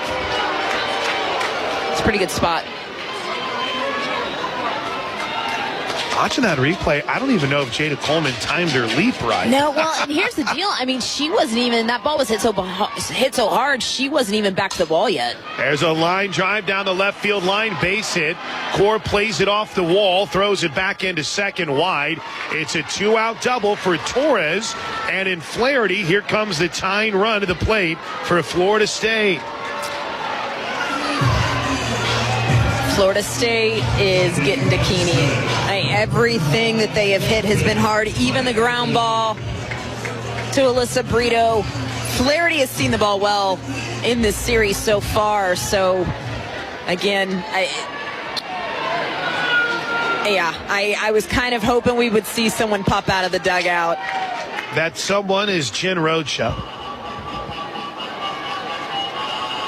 I don't know if this would be a pitching change yet, but let's go over the strategy while we pause 10 seconds for stations to identify themselves. We're at 8:59 Central Time in a key moment here in the Sooner Softball Super Regional against Florida State. OU 4, Florida State 2. Tying run comes to the plate with 2 outs. We'll get the strategy and everything coming up after this 10-second station ID break. This is Sooner Softball from Learfield. KRXO FM and KRXO HD Oklahoma City. Your home for the Sooners. 107.7 The Franchise.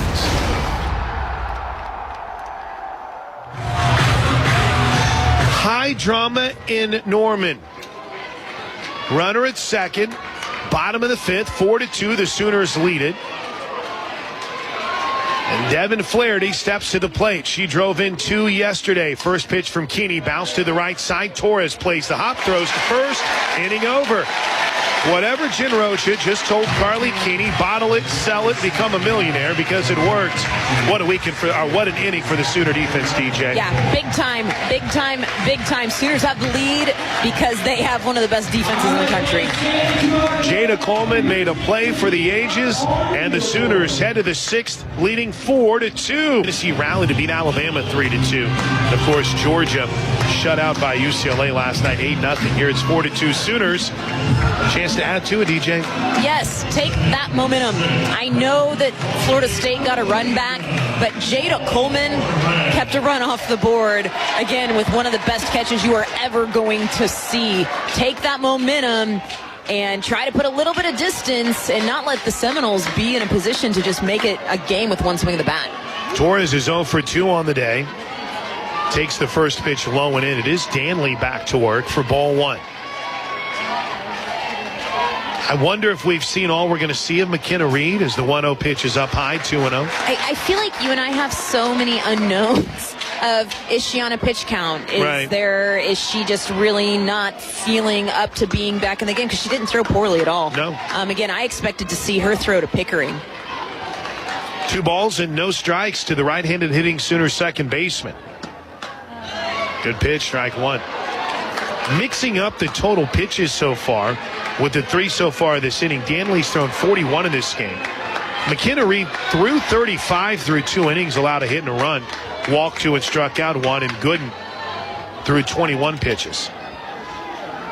2-1 pitch, grounded back up the middle, cut off though by Flaherty. The second baseman throws to first, and there's 1 away. And I would say, honestly, that Reed is probably the pitcher that has kept this offense most off balance. I think you're right. Here's Sid Sanders. I love that Jada Coleman's on deck and is going to get an opportunity to hit in this inning. After making that catch, you know she is fired up. Here's the first pitch to Sid. A little bit low, ball 1. By the way, actually, that's a pretty good point by Kendall, because there was a heck of a play by Rocco today in the OU baseball game. A leaping play in right field. That 1-0 skips well before the plate. Rocco Garza Gongora. I mean, that was amazing. Yes. We've had both Oklahoma and Kansas have had some incredible defensive plays over the last 2 days down in Arlington. Here's the 2-0 pitch to Sid Sanders. That skips as well, ball 3. What does that mean when you see that on back-to-back pitches in your mind, DJ? Really, for Danley, I mean, we've seen her do that a lot. Yeah. I mean, her off speed is just inconsistent, and you can see her mechanics break down a little bit. Well, she's behind 3-0 here to Sanders, and that's not even close. Ball 4.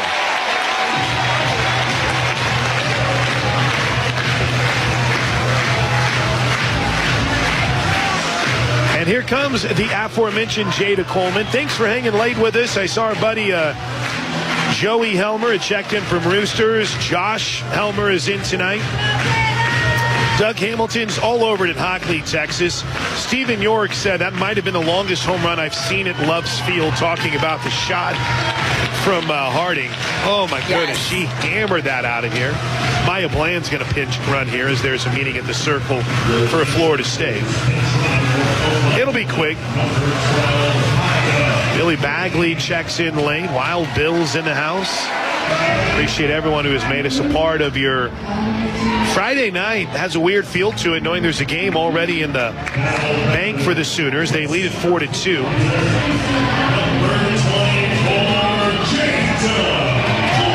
Coleman singled and started that 5th inning rally for the Sooners. First pitch shows bunt, takes the ball.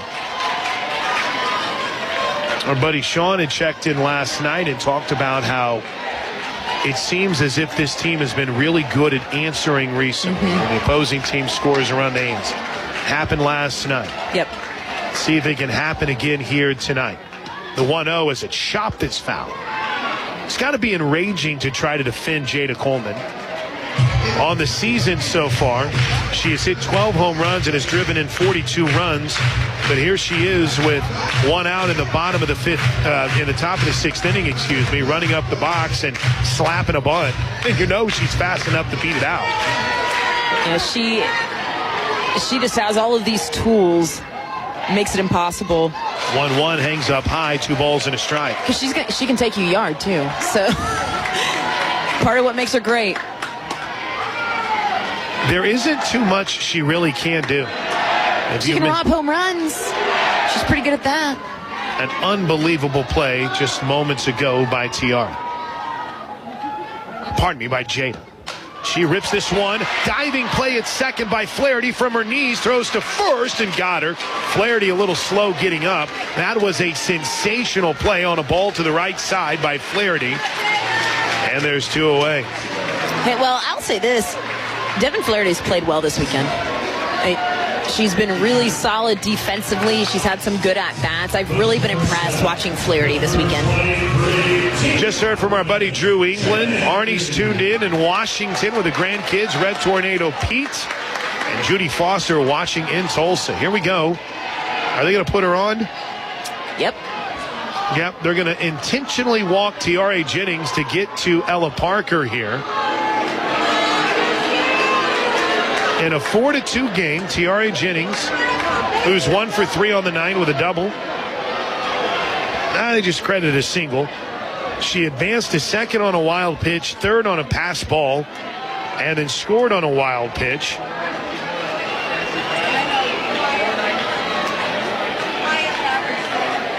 So they're going to walk her. Pardon me. Jada scored on the wild pitch. Tiare scored on the double steal. My score penmanship was poor there. There's ball 3. Jennings points to the on-deck circle. You know, if you really wanted to make everyone crazy, you could just stand out there and take like 4 pitch clock violations. Oh, man. I think that's what I would do. I would just hit him. There's ball 4 and the first intentional walk of the weekend to get to Ella Parker in the lefty-lefty matchup. But all Ella Parker has done is hit the ball hard every single time that she's faced Stanley. And, I mean, she's 2 for 2 against Stanley tonight. Oh, look, Plank. Oh, there's Maya Bland. Maya Bland. Did she get caught off the bag? Yes. Oh, Maya Bland got caught off the bag, and they threw her out at second base. Maya Bland rounded. And, again, it just got hung up in between second and third. And Coach Gasso having a conversation about whether I'm sitting down looking at my scorebook. I've got my for Ella scorebook, Parker. and I'm looking at Ella Parker's night, and all of a sudden I realize that Bland had rounded second. Now the umpires are going to come together. I'm not even completely sure.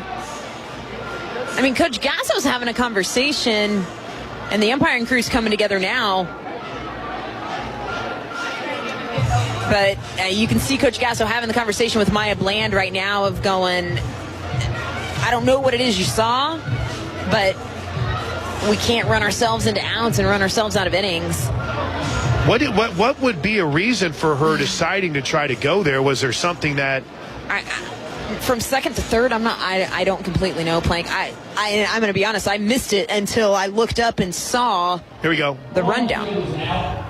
Play under review is obstruction at second base. Oh, okay. We're watching the replay.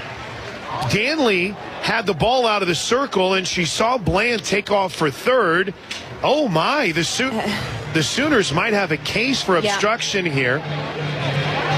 I don't know why Maya Bland took off. Danley had the ball outside of the circle, and Bland took off for third. Beecham was standing at third base. That's not the time for it. And I appreciate the aggressiveness so much, but it's not the time for it. And Maya Bland's been really consistent as a pinch runner. Here's part of the problem with this being obstruction, too, is based on the wording of the rule, it looked like the throw took, was it Torres or Flaherty that was covering the bag? It looked like it took them into the lane, and that's been an emphasis this year. I don't see this getting overturned. I think Bland is out. It was Torres. Well, she got the knee up, though. She might have been tagged before she even got the knee there. On field is changed. Wow. They called obstruction at second base. What a break for the Sooners. And I still don't know what Maya Bland was thinking. She was standing. Maybe it was something she saw where she thought, hey, I might be able to sneak a bag here. To her credit, she's quick enough where she almost got back to the bag. Man. I mean, here we go. Kerr was all the way into the dugout, so she had to retreat to center field. All right, well, this is what we were at, first and second, 2 outs. First pitch to Ella Parker is low, ball 1. Can we just add it to the list of weirdness? They're showing Coach Gasso, who's hugging Riley Boone. I think it was the left knee. Yeah. I think it was the left knee that came and blocked the bag. I didn't think they were going to overturn it because of the throw. Here's the 1-0 pitch to Parker. A little bit up, ball 2. Alyssa Brito waits on deck. 2 balls and no strikes. You've got to take advantage of this. You have got to take advantage of an overturned call. You've got Danley, who stood out there for a few minutes, not throwing. 2-0 pitch to Parker is up high, ball 3. They intentionally walked Jennings to get to Parker. And then after some weirdness involving Maya Bland at second base, the inning stays alive thanks to a brilliant challenge by Patty Gasso. Here's the 3-0 to Parker. That's strike 1. By the way, our reviews is always brought to you by McIntyre Law. That's our buddy Noble McIntyre at McIntyre Law. The law firm you should turn to for all your personal injury needs. 4-2 Sooners, bottom of the 6th. 2 outs, first and second. Here's the 3-1 pitch to Parker. Ball 4. Bases loaded for Brito.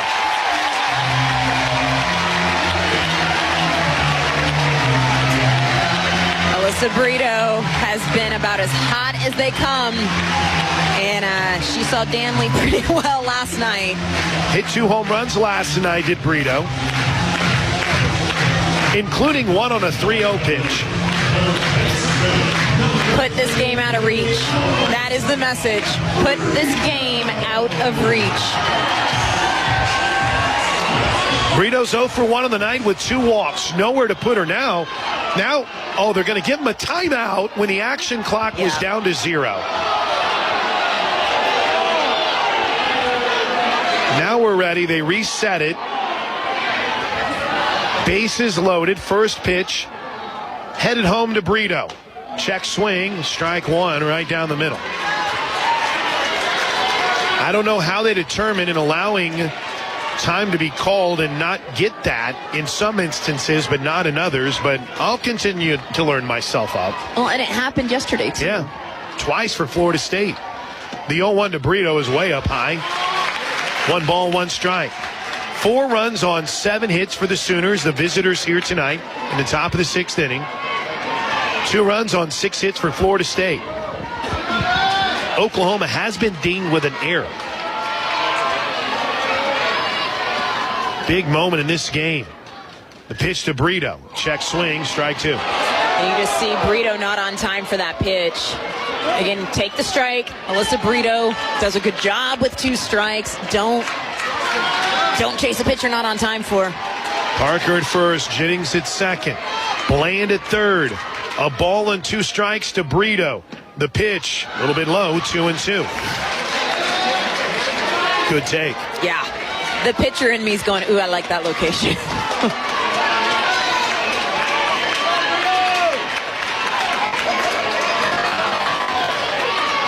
2 balls and 2 strikes. Brito waits. The pitch up high, ball 3. Here we go. Everybody on the move. Everybody is standing in Love's Field. Listen to it. Not a single seat is being used, nor should it be. Brito waits. The freshman Danley stares in. The pitch bounced to the right side. Beautiful play by Flaherty. Tosses to the bag in time to force out Parker, and that'll do it for for Oklahoma, as Florida State averts a potential disastrous top of the 6th. The Sooners strand the bases loaded for the 2nd time tonight. He's the heart of the highway, and Nicole May is coming out of the pen, and DJ Sanchez, that's what you and I theorized we would see here tonight.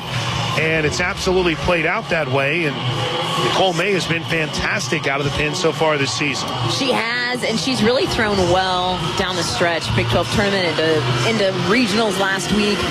I think the thing for Nicole May here, again, and I said it with Carly Keeney, settling quickly. And she's really done that each time she's been put into these positions. I like Nicole May here. You know, I speculated that she may get the start because of the experience, but you also got to love having the ball in her hand late in this game with a 2-run cushion. Let that experience that she has and the composure and poise that she usually shows ride this to a victory, hopefully. Well, they need 6 outs to get back to Oklahoma City, and they'll face Kaylee Mudge, who's going to re-enter here. She hasn't played in the field the last 2 innings. Janai Kerr and Amaya Ross. Avery Hodge has checked in at second base, so the infield has Sanders at first, Hodge at second, Jennings at short, and Brito, who's even with the bag now, a few steps in at third. Nicole May. First pitch from May is up high, ball 1. The numbers are as expected from Nicole May. She's been solid all season long. 14-2 with a 2.34 ERA. 62 career wins. The 1-0 pitch from May is nasty. Dropped in for strike 1. She was solid in relief last year, 6 times in 2023. 9 2/3 scoreless innings. Had a pair of wins and finished off 4 games with a save last year. The 1-1 swing and a miss, strike 2. Not even close. And she has been incredibly effective out of the pen this year. She's quickly ahead of Mudge. 1 ball and 2 strikes. Mudge is 1 for 1 with a walk after a rough night last night. 4-2, the Sooners lead at bottom of the 6th. The pitch to Mudge, a little bit out. Good play by Hansen. 2 balls and 2 strikes. May in the NCAA tournament so far, DJ, is 2-0 with a .7 ERA in 10 innings, 8 hits, 2 runs, only 1 of them earned, 15 strikeouts, 0 walks. The 2-2 to Mudge. Popped up. Right side is the room for Sanders diving. Oh, my goodness. Sydney Sanders full send. Makes an incredible catch. One away. This Sooner defense has stepped up in a big way. And I can tell you, there's a huge grin on Coach Casso. Whether she's got it or not, she's grinning on the inside if she's not on the outside, because this defense has been absolutely stellar. Here's Jedi Kerr, one away. 0 for 2, but did reach on an air. First pitch, swinging, ripped to Sanders, plays it off a hop, takes it to the bag, 2 away. Oh, Sid Sanders could win mayor of Loves Field right now with the way that she's playing over at first. You just gotta love the grin. And even more than that, this has been so far the quickest inning the Sooners have had out in the field, and I like it. 2 quick outs. Get back in the dugout. First pitch to Ross. Oh, my. That thing dropped off the table. Strike 1. 4 runs on 7 hits for the Sooners. 2 on 6 for Florida State. It's 4-2, bottom of the 6th inning. A win advances OU to OKC. There's strike. Ooh, a ball a little bit outside. That was a well-placed pitch. I really love that Mays entered this game. She's working quickly. She's getting the ball back and moving. The pace of this game has picked up since she's entered this game. A ball and a strike. Swing and a miss. Strike 2. They pumping the gun. 67. Everybody's up at Loves Field. You can't blame them. The 1-2 pitch from May. Bounce back to the circle. Nicole up. Throws. 3 up. 3 down. The Oklahoma Sooners are 3 outs away from a return trip to Oklahoma City.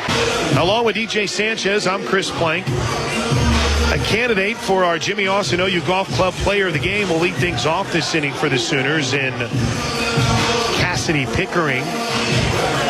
This game's had a little bit of everything. The Sooners have scored on a double steal, a wild pitch, and a 2-run home run from Pickering. And that 2-run home run, I mean, this place went nuts. First pitch strike from Danley. This crowd, they've been unbelievable all year, but this is another level here tonight. It's been the best crowd this season. No doubt about it. They know. Here's the no ball, 1 strike pitch to the Sooner freshman. Hangs up high, 1-1. Y'all have made a difference all weekend long. The Florida State pitchers have not been able to get comfortable at all. And even on defense and in some base running miscues, this crowd has been a major reason why. The 1-1 to Pickering, low and away, 2-1. And I know it's potentially and hopefully no reason to come back tomorrow, the final game for this incredible group of seniors. But I don't expect this atmosphere to ever change. It'll only get better. 2-1, Pickering rips it foul down the left side. 4 runs on 7 hits and an error. And a couple of home runs hit tonight, 3 total, 1 by the Sooners, the Pickering blast, and that's how Florida State has its 2 home runs. A bomb from Harding and a bomb from Beecham. 2-2, hangs up high, ball 3, full count. I feel like, and watching Pickering's at bat, I mean, the energy coming from this team all game has been really solid, but I feel like Nicole May was a little bit of a spark in the bottom half. 3-2 is ripped into right field for a base hit. It's a 2-hit game for Cassidy Pickering. On a pretty decent pitch. That was a tough pitch. Pickering went down and kind of golfed it.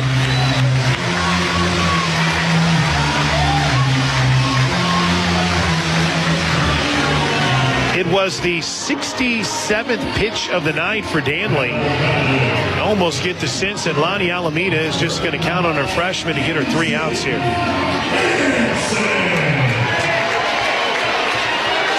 Canines 1 for 3 on the night.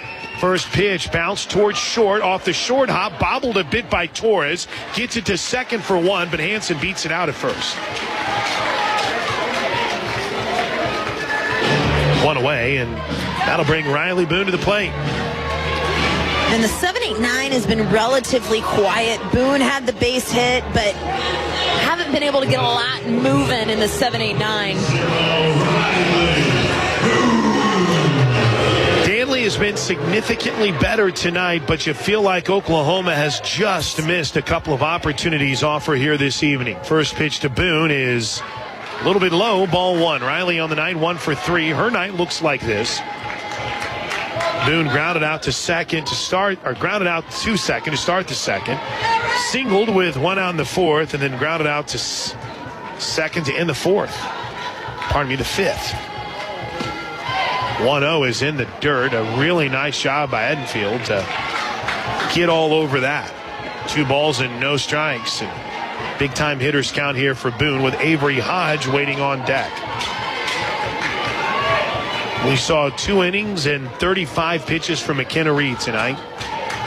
Gooden through 21, but it's been about the freshman Danley as Boone takes ball 3. 4-2 Sooners, top of the 7th.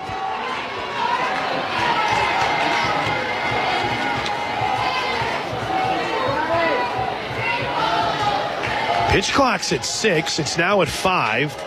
Danley gets going just in time with a 3-0 that's in for a strike, 3-1. Yeah, as quickly as Nicole May was kind of getting the ball and moving, Danley doesn't, I mean, her tempo is, and it was like that last night as well, she just doesn't move that fast.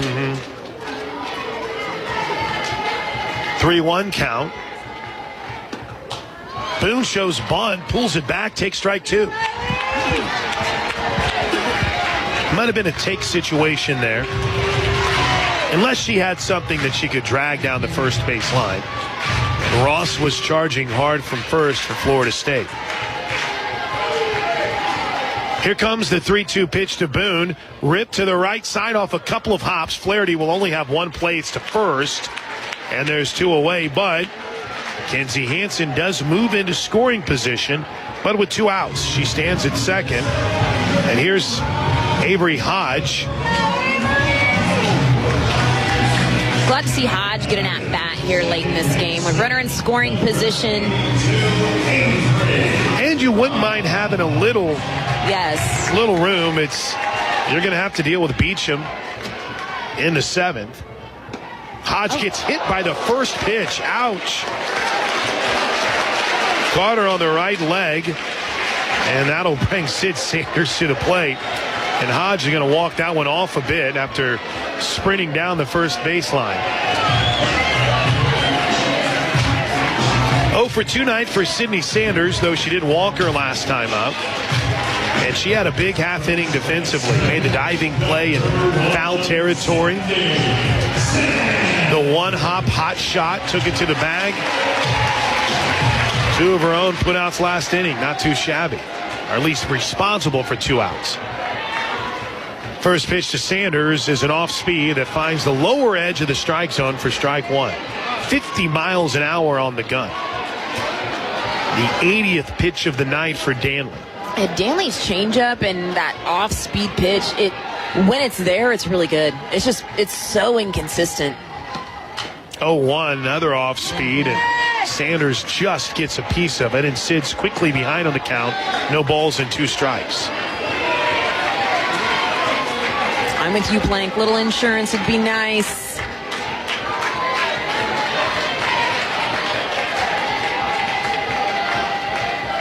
Oh-2 pitch headed home to Sid Sanders. Popped up, shallow left center field. Racing out is Torres to make the catch, and the inning is over. The Sooners are 3 outs away.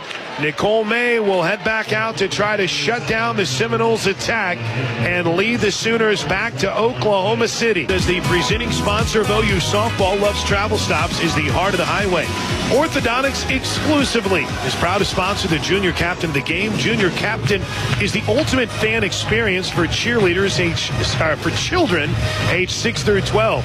There are 2 Orthodontics exclusively locations, with one in Norman and South Oklahoma City, and every consultation is free. Boomer. Along with DJ Sanchez, I'm Chris Plank. We head to the bottom of the 7th inning. Sooners up 4-2 and looking to cement its 8th straight trip to the Women's College World Series, and they'll have to do it against the 9, 1, and 2 spots in the Florida State lineup. Nicole May looked confident last half inning, though, Deej. No, she came in and out of the bullpen with a mission, and you could just see it.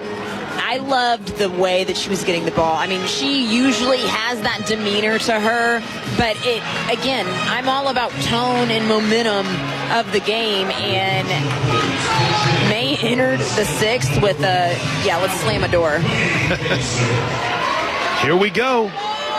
Hallie Waycaser will pinch in and take a strike right down the middle. Sooners scored first on a double steal. Florida State answered on a Beecham solo home run. An OU 3-run 5th. Answer in the 5th. There's a ground ball to the right side. Easy play for Hodge. Throws to first. 1 away. Hallie Waycaser retired. Huge out. Huge out. Getting the 9-hole. Jay Sonny Beecham is 1 for 3, but that one shot was a big one. Home run in the 3rd.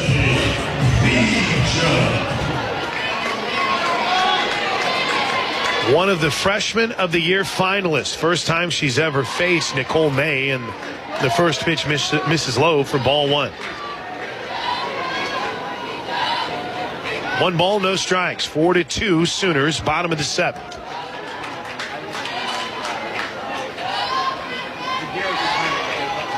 May rocks and fires with a 1-0. Dirty. Strike 1. 2000, 2001, 2, 3, 4, 2011, 12, 13, 14. And every year since 2016, the Sooners have gone to Oklahoma City. The 1-1 is bounced foul at the plate. 16, 17, 18, 19. No tourney in 20. They win 21, 22, and 23 and won the whole thing. They're looking to do something that has never been done before and win 4 straight national titles. 2 outs away with May on top, a ball and 2 strikes. The pitch from the senior.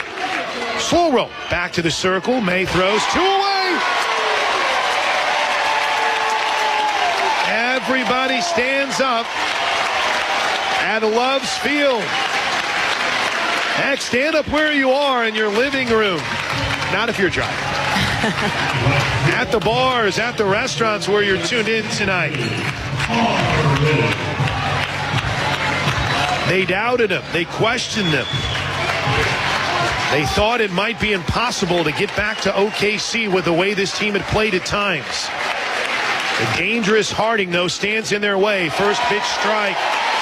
Harding can't believe it.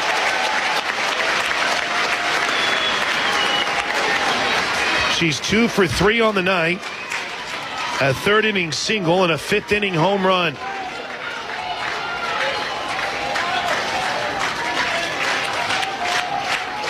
The 0-1 bounce to 3rd. Brito throws. Ball game.